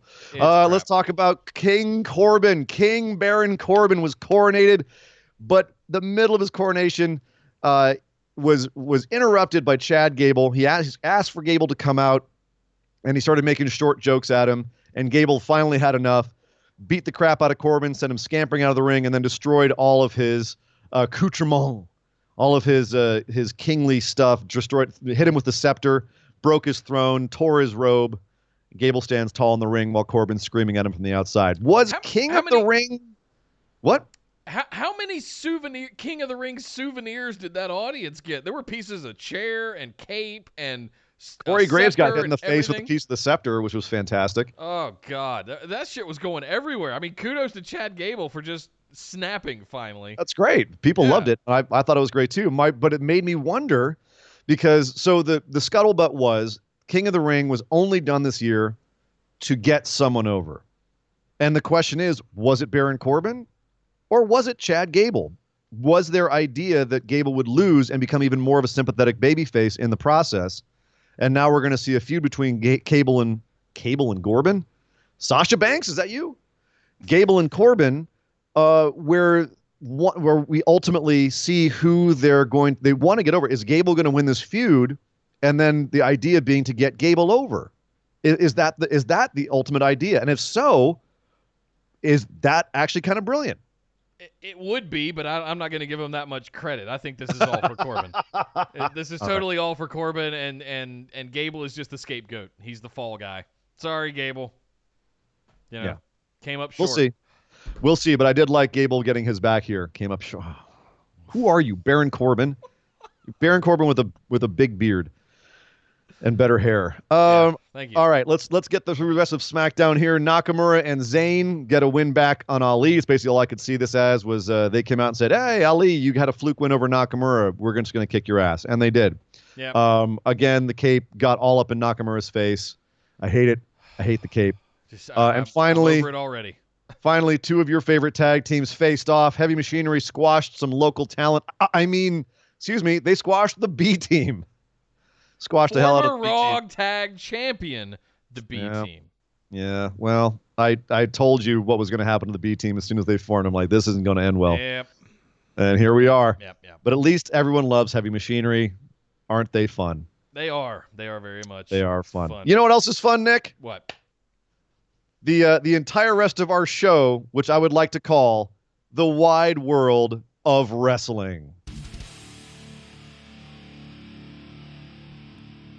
Well, we got to talk about some NXT for quite a minute here. Can we figure out the algorithm to determine what's going to be on what network when and how they're going to on the USA? Kudos to Mauro Ranallo, by the way, for holding all this shit together, because this is on the USA network and now we're going to watch this over on the WWE network. And is that a cable channel if I've never watched NXT before? Like that's the one thing that fell down here for me a little bit. Here's how this went down, basically. So because WWE wanted to get the jump on AEW, they basically made it so that they're only going to get an hour for NXT live on the USA Network until October 2nd. Starting October 2nd, it will be a 2-hour show on USA once the season finale of the show after it ends. So they basically are only doing this crazy stuff now because they wanted to get that 2-week jump on AEW. And right now, basically, the first hour of the show is on USA, second hour of the show is on the network, and then 24 hours later, the whole 2-hour show, or hour and a half show, will be on the network. And that's the way it's going to be for 2 weeks. Right. And then it will settle down into the standard 2 hours on USA. The whole show is on on the network the next day. So kind of the way it works now with Hulu with Raw and SmackDown. Yep. So it will level off in a couple of weeks, but right now, it's a little weird. That being said, 1.179 million people on their first week. That is as good as TNA did at its height. That is half of what Raw and SmackDown normally do, more than half of SmackDown. That is an incredible number. If you have ever looked at numbers for wrestling shows comparatively, is it a low number? Yes, but you're talking about half of what current Raw and SmackDown make. That's incredible. Yeah, it's not CSI and Grey's Anatomy numbers. But no. I mean, at the same time, if you compare it to the demographics and the other wrestling shows that are out, I will be impressed if AEW does this well. To be honest, to be fair. I think it will. I think it'll taper off. I think NXT is going to taper off a little bit. But if both of those shows can maintain 1 million viewers in the 18 to 49 demo, which is what they want, holy smokes. Wednesday night is going to be hot. They were the for fourth. Those networks. They were number 4 in the 18. Let me get my notes up here. They were number 4 in the 18 to 49 demo, which is, they were fourth behind American Horror Stories premiere, and Suits. Excuse me. Suits is the one that follows NXT right now. Yeah, and then NXT is going to take over. Altogether, yeah. So it was number 4 in the 18 to 49 demo. That's fantastic for a premiere of a wrestling show. Yep. AEW, and here's the real problem: AEW is going to have to work to put on as good of a show as NXT is putting on, because this show was lights out. This show was incredible. If you're just starting to watch NXT and you see this show, you go, "My God, that's a good wrestling show." Yeah. It was lights out from top to bottom. Starts off with a fantastic 4-way women's #1 contender match. Io Shirai, Bianca Belair, Candice LeRae, and Mia Yim. These women, it was a short match. It was like 8 to 9 minutes long, but man, these women were hot in this match. Just nonstop action, fantastic move sets, big spots. Everyone got their shit in. It was great. And it ended up with Candice LeRae picking up the win in a very exciting. It was, what I liked about it was it made sense. Mia Yim, in trying to put Candice in the electric chair position, left herself open for a Poison Rana, which Candice then capitalized on for the win. Candice LeRae is your #1 contender for Shayna Baszler's title. Shayna challenged her at the top of the ramp, tried to intimidate her with the other horsewoman. Good stuff. I like that LeRae is getting the shot. We know she's not going to take it. I can't imagine her taking it after all this time in Shayna's hand, especially with Rhea Ripley waiting in the wings. Right. But and Toni Storm. and possibly Toni Storm. So, yeah, this was all a great start. Then you had a squash match. Cameron Grimes squashes Sean Maluta. Cameron Grimes and his hat, I should say, squashing Sean Maluta. I'm not really sure why they're trying to. I didn't see him wear the hat. He did. He came out looking like Ronnie Van Zant. Okay. Like a member of Leonard Skinner. I guess that's what they're going for. It's growing on me. It's still dumb looking, but it's growing on me, and I like his presentation. I like what they're doing with him. Weird to see Trevor Lee on USA Network, man. Yeah, it is. On live TV. I mean, I know it's happened on Impact for a while, but it's weird. The big news from that first hour of NXT, the prophecy, Nick. The prophecy was fulfilled. The prophecy was fulfilled. Roderick Strong is your new North American champion after an absolutely amazing match with Velveteen Dream, at the end of which Undisputed Era came out, of course, and helped Strong win. Doesn't matter. It was a fantastic match. If anyone had never seen these guys before, they would be amazed by this match. And, yep, Undisputed Era draped in gold. We knew it was going to happen. I didn't think it would happen that soon, but it's a great time to do it, to end the first hour of NXT live on TV. Just awesome. And I'm stuck. So at this point, we're switching over to the WWE Network, and I think it's a good time to talk about what do the people that tuned into USA on Wednesday night that have never seen NXT before, I'd love to hear from them, like what you thought. Like if you don't watch NXT regularly, were you channel flipping? Were you rolling through the guide on your cable and you just ran across USA NXT live? Yeah. What'd you think? What did you think? Did you stick around? Did it make you go sign up for the network so you could watch the second half of it? Are you going to go back and watch takeovers? Those are the questions that are like in my mind, because I think that's the goal. That's the whole end goal of this. And frankly, the second hour I thought was way more insane than the first hour. Yes. You started off with a really awesome Pete Dunne versus Arturo Ruas match, which was a great conflict of styles. You had Ruas doing his capoeira and MMA, and Pete Dunne just doing his mat wrestling and joint manipulation, and it was fantastic. It was a great showcase for both guys. Pete Dunne does pick up the win here, but Ruas I thought looked great even in defeat. Just looked like he just lost a step on Dunne. Dunne was just that much more vicious. Right. You then had, unfortunately, the low point of the entire show, which was Xia Li versus Aaliyah, which was a little botchy. I love Xia Li, but she I don't know. So every once in a while, she's just a little clumsy, which is weird. She slipped off the top rope trying to do a move. I'm going to attribute a little bit of that to Aaliyah as well, because you have to have the good base, and I don't know if Aaliyah is a good base for her to work with. Xia did it herself. She slipped off that top rope herself, man. Yeah, I hate to say it. I'm really high on Xia Li. I can't blame it on Armenian Carmella. No, you cannot blame it. Good Lord. What happened, man? You go on vacation, you come back all salty. So unfortunately, but Xia did pick up the win. I feel like they are high on Xia. They feature a lot on the WWE PC YouTube channel, and they should. Like, she's got a great presentation. I see a lot of upside in her, but yeah, just they need a little bit more work. Yep. But then, man, things started heating up some more. We were supposed to have a match between Denzel Dejournette and Kushida. Denzel comes out and waving the crowd and, hey ho, trying to get everyone excited about his match. And out comes Imperium. 3 members of Imperium come out, beat the crap out of him, and pose in the ring. The whole crowd starts chanting for Walter. And sure enough, Walter. Sure, they started doing the Goldberg chant. Walter.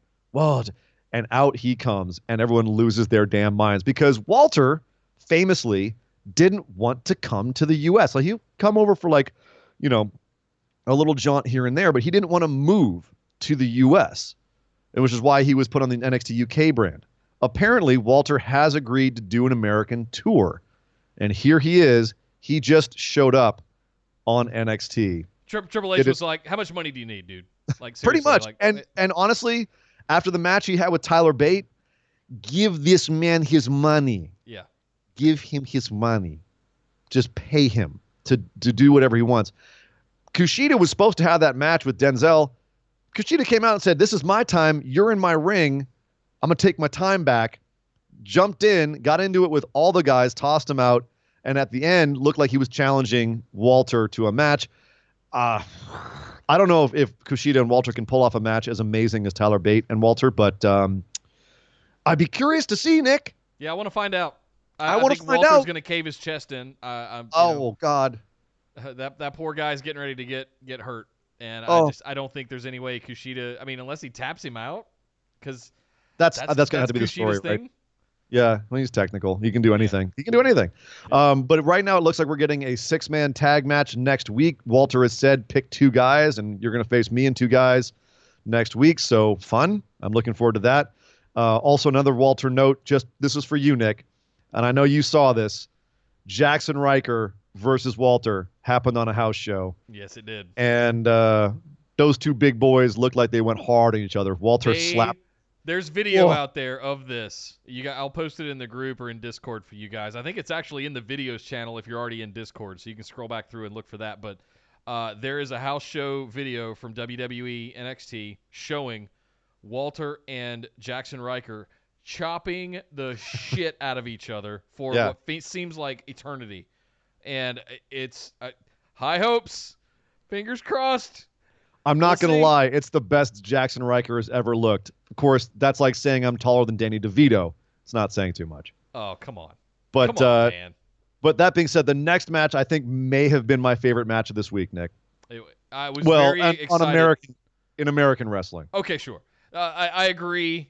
This one over-delivered, overperformed big time for me. Lio Rush versus Oni Lorcan for a number 1 contendership. Here we go with the crossover stuff, NXT 205, what I was alluding to earlier, what I wanted to talk about here. It's been rumored that allegedly Trips wants to absorb the 205 Live brand and belt to have a different division inside of NXT. This is a great opportunity for it, and here we go. On NXT, their premiere night of going live on USA, they have a number 1 contendership for the Cruiserweight Championship between Lio Rush and Oni Lorcan. Yes. This was fantastic. Returning Lio Rush. Yes. This to me was what the Cruiserweight division needs. It needs a little bit of a little goose. Yeah. And I think this is going to be good for, we now know, fantastic match. Lio Rush on his return is your number 1 contender to face Drew Gulak for the Cruiserweight Championship. And I love the story they told here where you had Lio Rush coming back. Maybe we don't know if he has ring rust or not. Oni Lorcan, much bigger, much more powerful than him, overwhelming him at every point. Lio just basically escaping for most of the match. Yep. And in fact, that was how the match finished, was Lio pissed off Oni Lorcan so much. Oni Lorcan's character is the same way he is on Twitter. He's all caps. He only speaks in all caps. He only wrestles in all caps. And if that's the case, Lio Rush is all italics. Because sure enough, he pisses off Oni Lorcan to the point where Oni just loses his mind, starts slapping the crap out of him, tries to charge him. Lio turns it into a Spanish fly and quickly capitalizes with a split-leg frog splash and takes out Oni Lorcan. I love that storytelling. Lio couldn't beat Oni until Oni essentially beat himself, and Lio capitalized on Oni getting just too angry, which is a great character trait for Oni to have. I like that. I like the way that they played this. And also, I like the fact that it looks like Lio, they put over the fact that Lio is getting his stuff together. We all know he had troubles on the main roster. He had some heat backstage. Mauro Ranallo alluded to the fact that he's got some mental issues that he's working through. And I think that this is probably one of the best things that could happen to him is pull him down from where he was with that Bobby Lashley program, get him back wrestling again. He's such a fantastic wrestler, and he was being misused, I think, just as a mouthpiece, although he's great at that. Yeah. But this is humble him a little bit, calm him down, and let him just go out there and work. Put a different bridle on that horse, because the kid's got miles of talent. He doesn't need to be anybody's manager. He has the talent to do this. I mean, as good as, we talk about Cedric Alexander, Ricochet. Are they good enough? Can they stand on their own? Lio Rush, I put right beside them as having that kind of, maybe not the history and the experience, But, man, we talk about Velveteen Dream all the time. Patrick being 23 years old. Leo Rush, I think, is 22, 23 as well. He's young, yeah. So, I mean, these up-and-comers, man, we've got to nourish that. And putting him on the main roster as a manager mouthpiece for someone who, like Bobby Lashley, that was questionable at best. So, yeah, this is the best possible thing that could have happened to Leo Rush. It looks fantastic. Great to see him come back and have a match like this and land a number one contendership for the Cruiserweight Championship. So we'll see what happens with that. Which, as I said, like, I want the Cruiserweight division to go back to being guys like Leo Rush, Lince Dorado, Humberto Carrillo, guys who are flyers, guys who are going out there and putting on a high-energy, exciting match, not a mat wrestling match on the pre-show. Right. So exactly.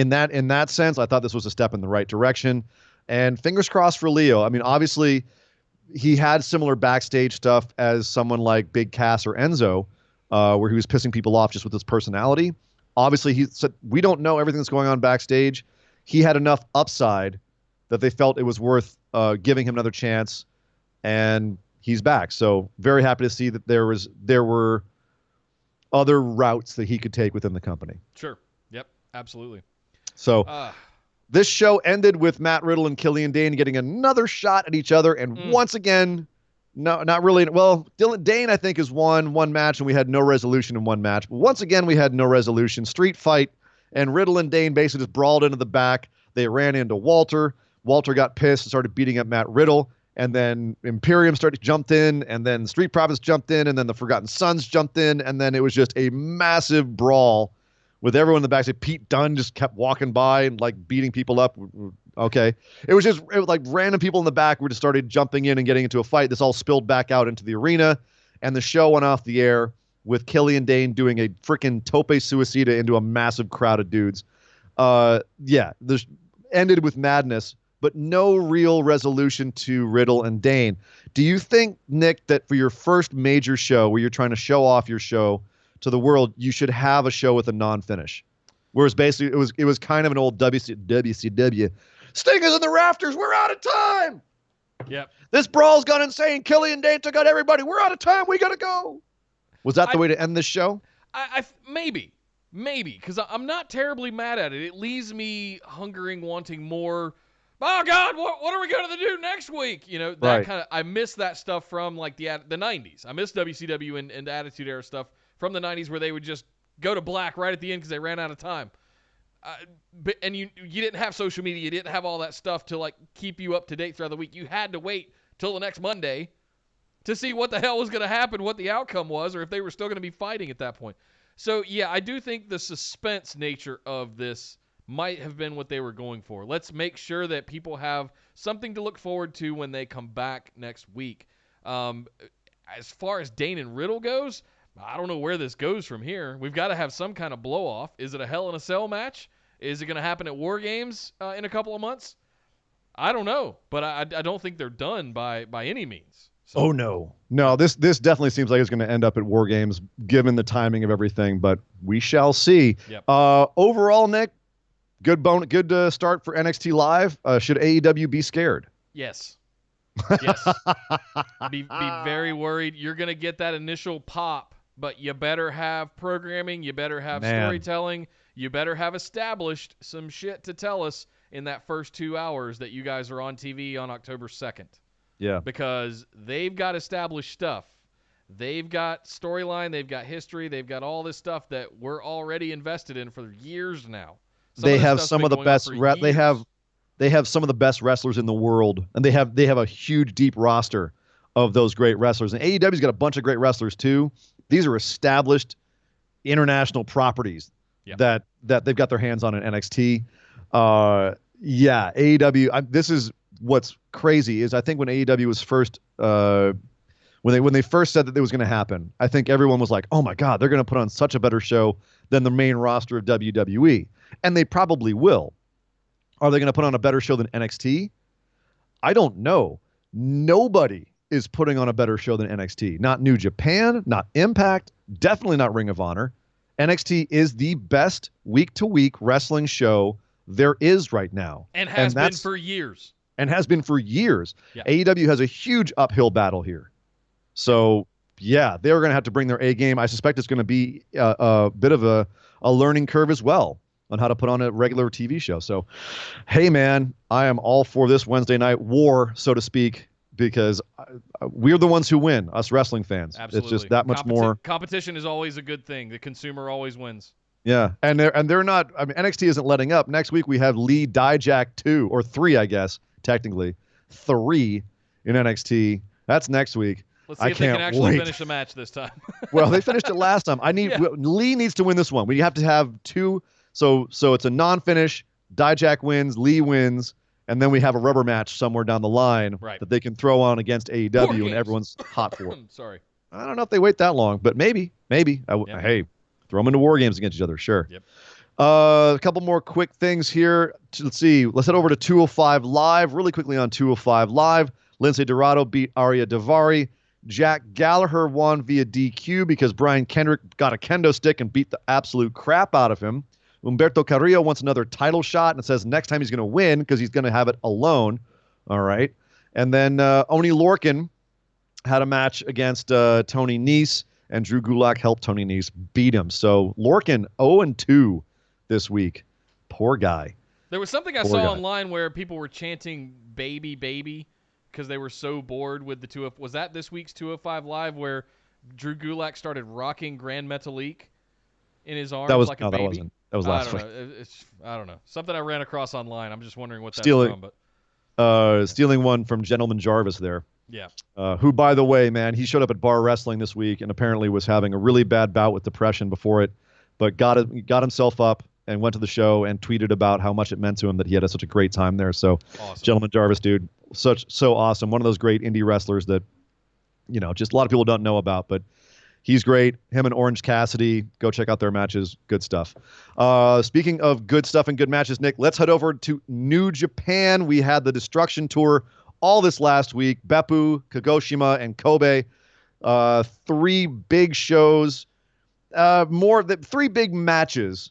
And then I think the Kobe show was probably the most stuff happened. I'll put it that way. The last night's Kobe show, which is why I'm so haggard today, because I was up watching that, freaking out, which I'll talk about in a second. Beppu, Zack Sabre Jr. won that Rev Pro heavyweight title back. I think you and I both called that. We didn't think Hiroshi Tanahashi was going to hold it for long. But wouldn't you agree, Nick, that Tanahashi winning the Rev Pro belt is more of a good thing for Rev Pro than anything else? That's basically, now they can say in their champions roster, Hiroshi Tanahashi. And no disrespect to Rev Pro, but that guy is bigger than that company. Oh, totally. But you and I both said we felt like he was slumming it a little bit. But he's elevating the belt. And so, and that's the point. And I think that's the takeaway. That's what we want to leave people with, is that he's elevating the brand, he's elevating the title, all of that stuff around Rev Pro. But yeah, Zack Sabre Jr. gets his title back. Congratulations. And I think he's better for it. He's better holding it, I should say. Well, yeah, he's actually, from Britain, lives in English, Britain. Yeah. So makes more sense to have him have it. But I think it does elevate the belt for Tanahashi to win it. Yeah. So great for Rev Pro, honestly. Like, really happy for them. Kagoshima, the next Destruction Tour show. El Fantasmo and Ishimori retained their junior heavyweight tag titles. Damn it, against Ospreay and Eagles. I was hoping Ospreay and Eagles would pick those up, but nope. Ishimori and El Fantasmo still your junior heavyweight tag champs. And Ibushi defended his briefcase for his title match at Wrestle Kingdom against Kenta. He did retain it, but then Evil came in after the match to say, I'm next, and I want to take that briefcase from you. Cool. What? Poor Evil, dude. He's always gets thrown into these matches where it's like he's the last guy they face before Wrestle Kingdom, and everyone knows he's not going to win this damn briefcase. No. But it'll be a good match. Everybody in the world is waiting with bated breath to see Okada and Ibushi at Wrestle Kingdom. And if somehow Naito or Jay White works themselves into it, fine. But it's all about Ibushi Okada at Wrestle Kingdom at this point. I have some bad news for you. Uh-oh. At Kobe, last night, Jay White won the Intercontinental title from Naito. That means that Jay White is guaranteed, if he retains that title all the way to the second day of Wrestle Kingdom, he is guaranteed a title match with the winner. Ibushi says he wants to challenge whoever the Intercontinental title holder is. So Jay White now is basically waiting for Ibushi to beat Okada and then come face him. And I think he's probably going to get in Okada's head if Okada retains and have Okada. So someone's going to end up with both belts after Wrestle Kingdom. And the Switchblade push is in full effect right now. Yeah, it is. He beat Naito clean as a whistle. Wow. It is in full effect right now. I'm looking forward to watching that. That's on my list for tonight, actually, was to watch Kobe. So yeah, it's good. Well, here's the other thing. It wasn't just that. Also, Goto beat Shingo, which I thought was crazy, but then Goto challenged Jay White for the IC belt, so now it makes a little bit more sense. Okay. The real thing that blew my mind was earlier in the night we had a match. It was supposed to be Jushin Thunder Liger in a tag match against Suzuki-gun with Minoru Suzuki. Suzuki and Liger have been going back and forth for a couple of months now. And last night, Jushin's been getting madder and madder about this. Last night, Minoru finally pushed him too far, tried to rip his mask off. And something happened last night, Nick, that has only happened 3 times before in wrestling history. The first time in 1996, the second time in 2006, and the third time in 2012. Jushin Thunder Liger unmasked and revealed Kishin Liger, his evil alter ego. No. He then it looks like Satan Joker. It's amazing. And it was terrifying the way he did it last night too. It was really good. I can't wait to watch this. Rips off his mask, rips off his bodysuit, and then spits mist in Suzuki's face, takes out the ref. There's a table set up in the corner.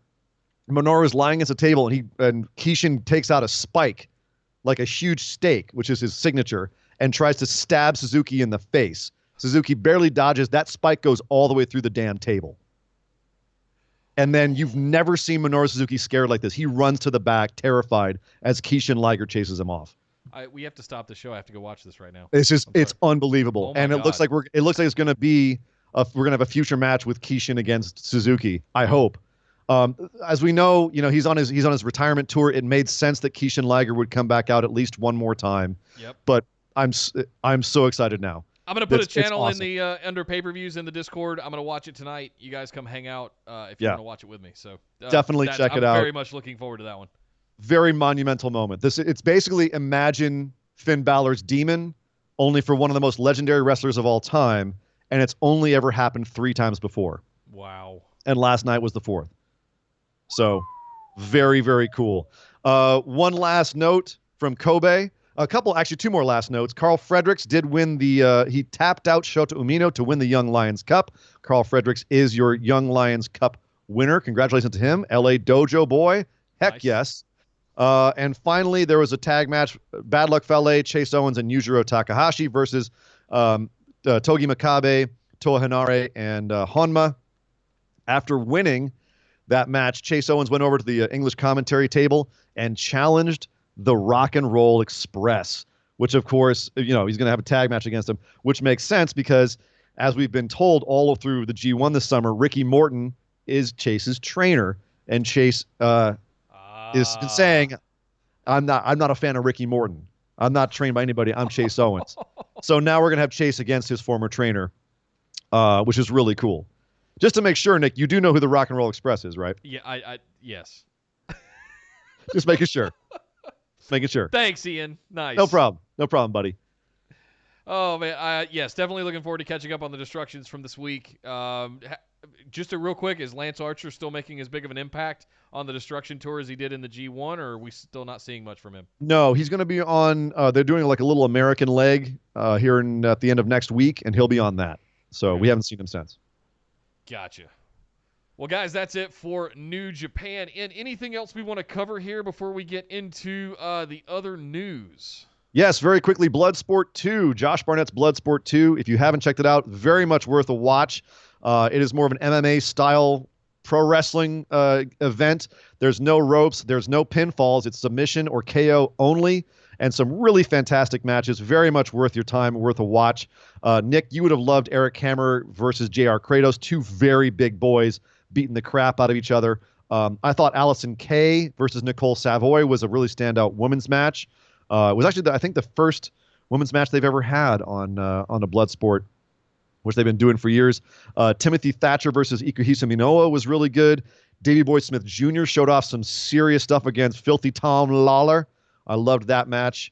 I heard Killer Cross called out Batista. Killer Cross, after submitting Nick Gage, he called out Batista. We'll see if that works out for Killer Cross. He's busy doing Gears of War's promo right now. Yeah, right. He's got enough. I think he's got enough on his plate. Right, and Guardians 3 or whatever else is going on in his world.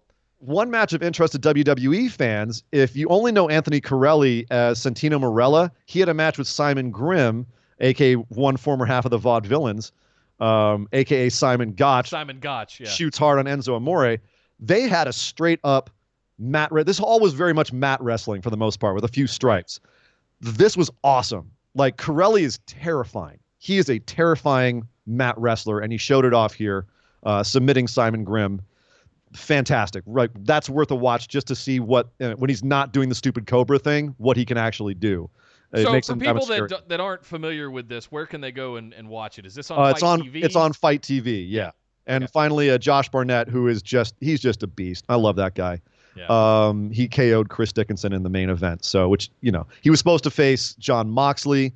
And he said he's going to have that happen at a future time. If you ever watched the original Bloodsport with Jean-Claude Van Damme, this is basically the Kumite.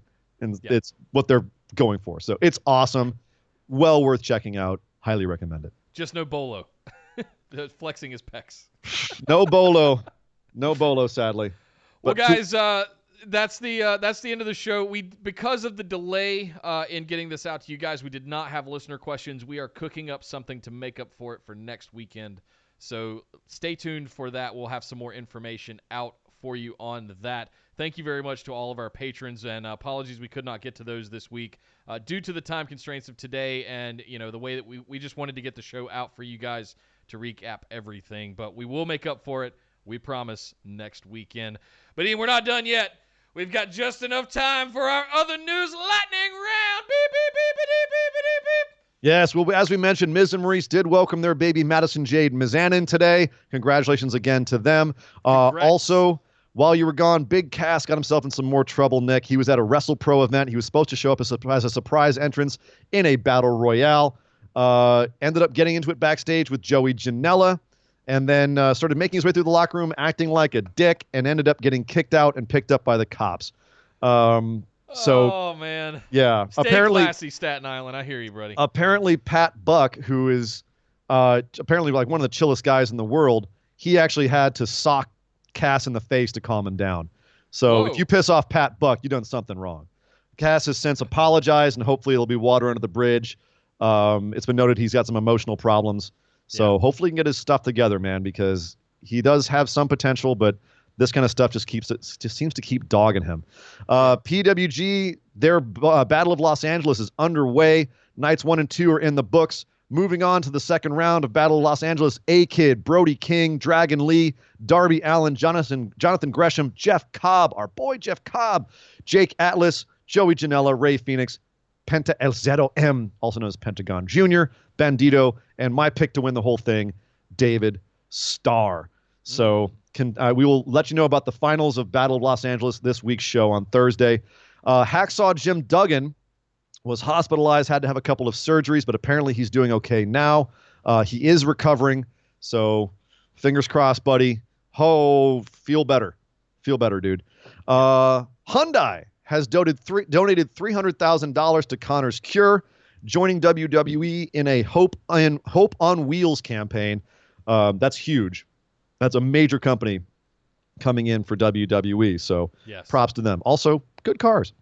LAX had their farewell match at Impact. We've shown it on TV. They were given a heroes send-off, as they should. One of the best tag teams in the world, in my opinion. And they're off to AEW. LAX to AEW. You saw it on All Out, frankly. Saw it on All Out. Yep. And finally, Joey Ryan has heat with Renee Young. Never thought it would happen. But he and Renee Young got into it on Twitter.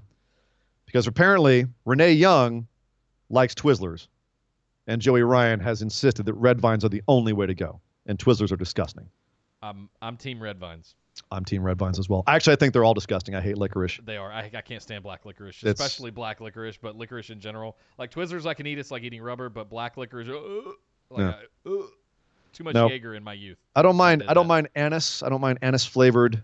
I'd say that very carefully. ANISE. Ew! I like anise flavored things.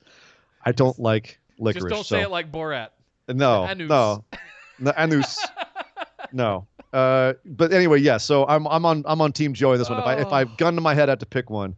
Sorry, I'm Team Joey Ryan on this one. And Nick, that is the news. Yes. For this week. Thank you very much, Sir Ian Dangerous, for that. And thank you very much to everybody that came and hung out with us in the live chat right here on YouTube on this Sunday afternoon. Apologize for the show getting out to you late, but we wanted to get something out there for you to let you know what we thought of the week of wrestling this week. You can always find us over in the Busted Wide Open discussion group on Facebook. Make sure you send us a join request and get in on there.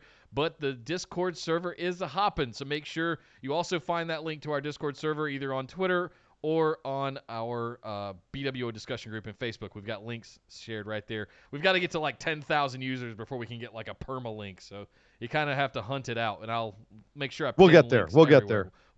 In time. You can also follow us on Twitter and Instagram at BWO Podcast, right here on YouTube.com/BustedWideOpen. Make sure you're subscribed because we've still got about, a couple weeks, 10 days, to see if we can get another 600 or so in there. And Sir Ian Dangerous will sing Tai Chi's theme song if we can get to 1,000 subscribers by the time Fox airs SmackDown on October 4th. So you got a little over a week to get us there. Let's see. What else have we got here? Patreon. We love our patrons. Thank you so much, guys, for all of your support. If you do get in the Discord, you get some special perks. Just make sure you connect your Discord perk on your Patreon account, and you can get a special role and all kinds of access to secret channels and special kind of stuff like that. But if you want some show notes, listener questions, bonus episodes, sweet swag, all kinds of good stuff, patreon.com/BWO is where to find that, and it helps us support this show, keep things going, build this amazing live stream setup that we got that is still vulnerable to the internet going out as we experience today. Gremlins. For the first time ever, we had an internet outage. So thank you guys for hanging in there with us through that. Vince McMahon hacked us. He didn't like us talking bad about the Bludgeon Brothers. I understand. Nope. It's all right. Nope. It's all right, fine. Vince. I see how it is.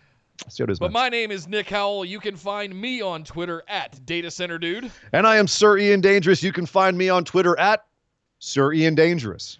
But by God! Somebody stop the damn match!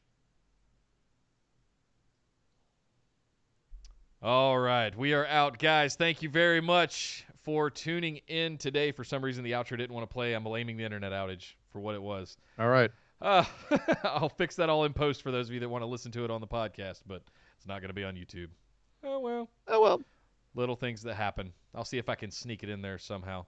Thanks so much for Ian. I know you got to run. Thanks so much for hanging in there, guys, today with us on a Sunday afternoon. Yes. Looking forward to getting started on Tuesdays, Saturdays. Make sure we got one more Thursday, and then it's going to be Tuesday, and then Saturday, and then Tuesday, and then go on.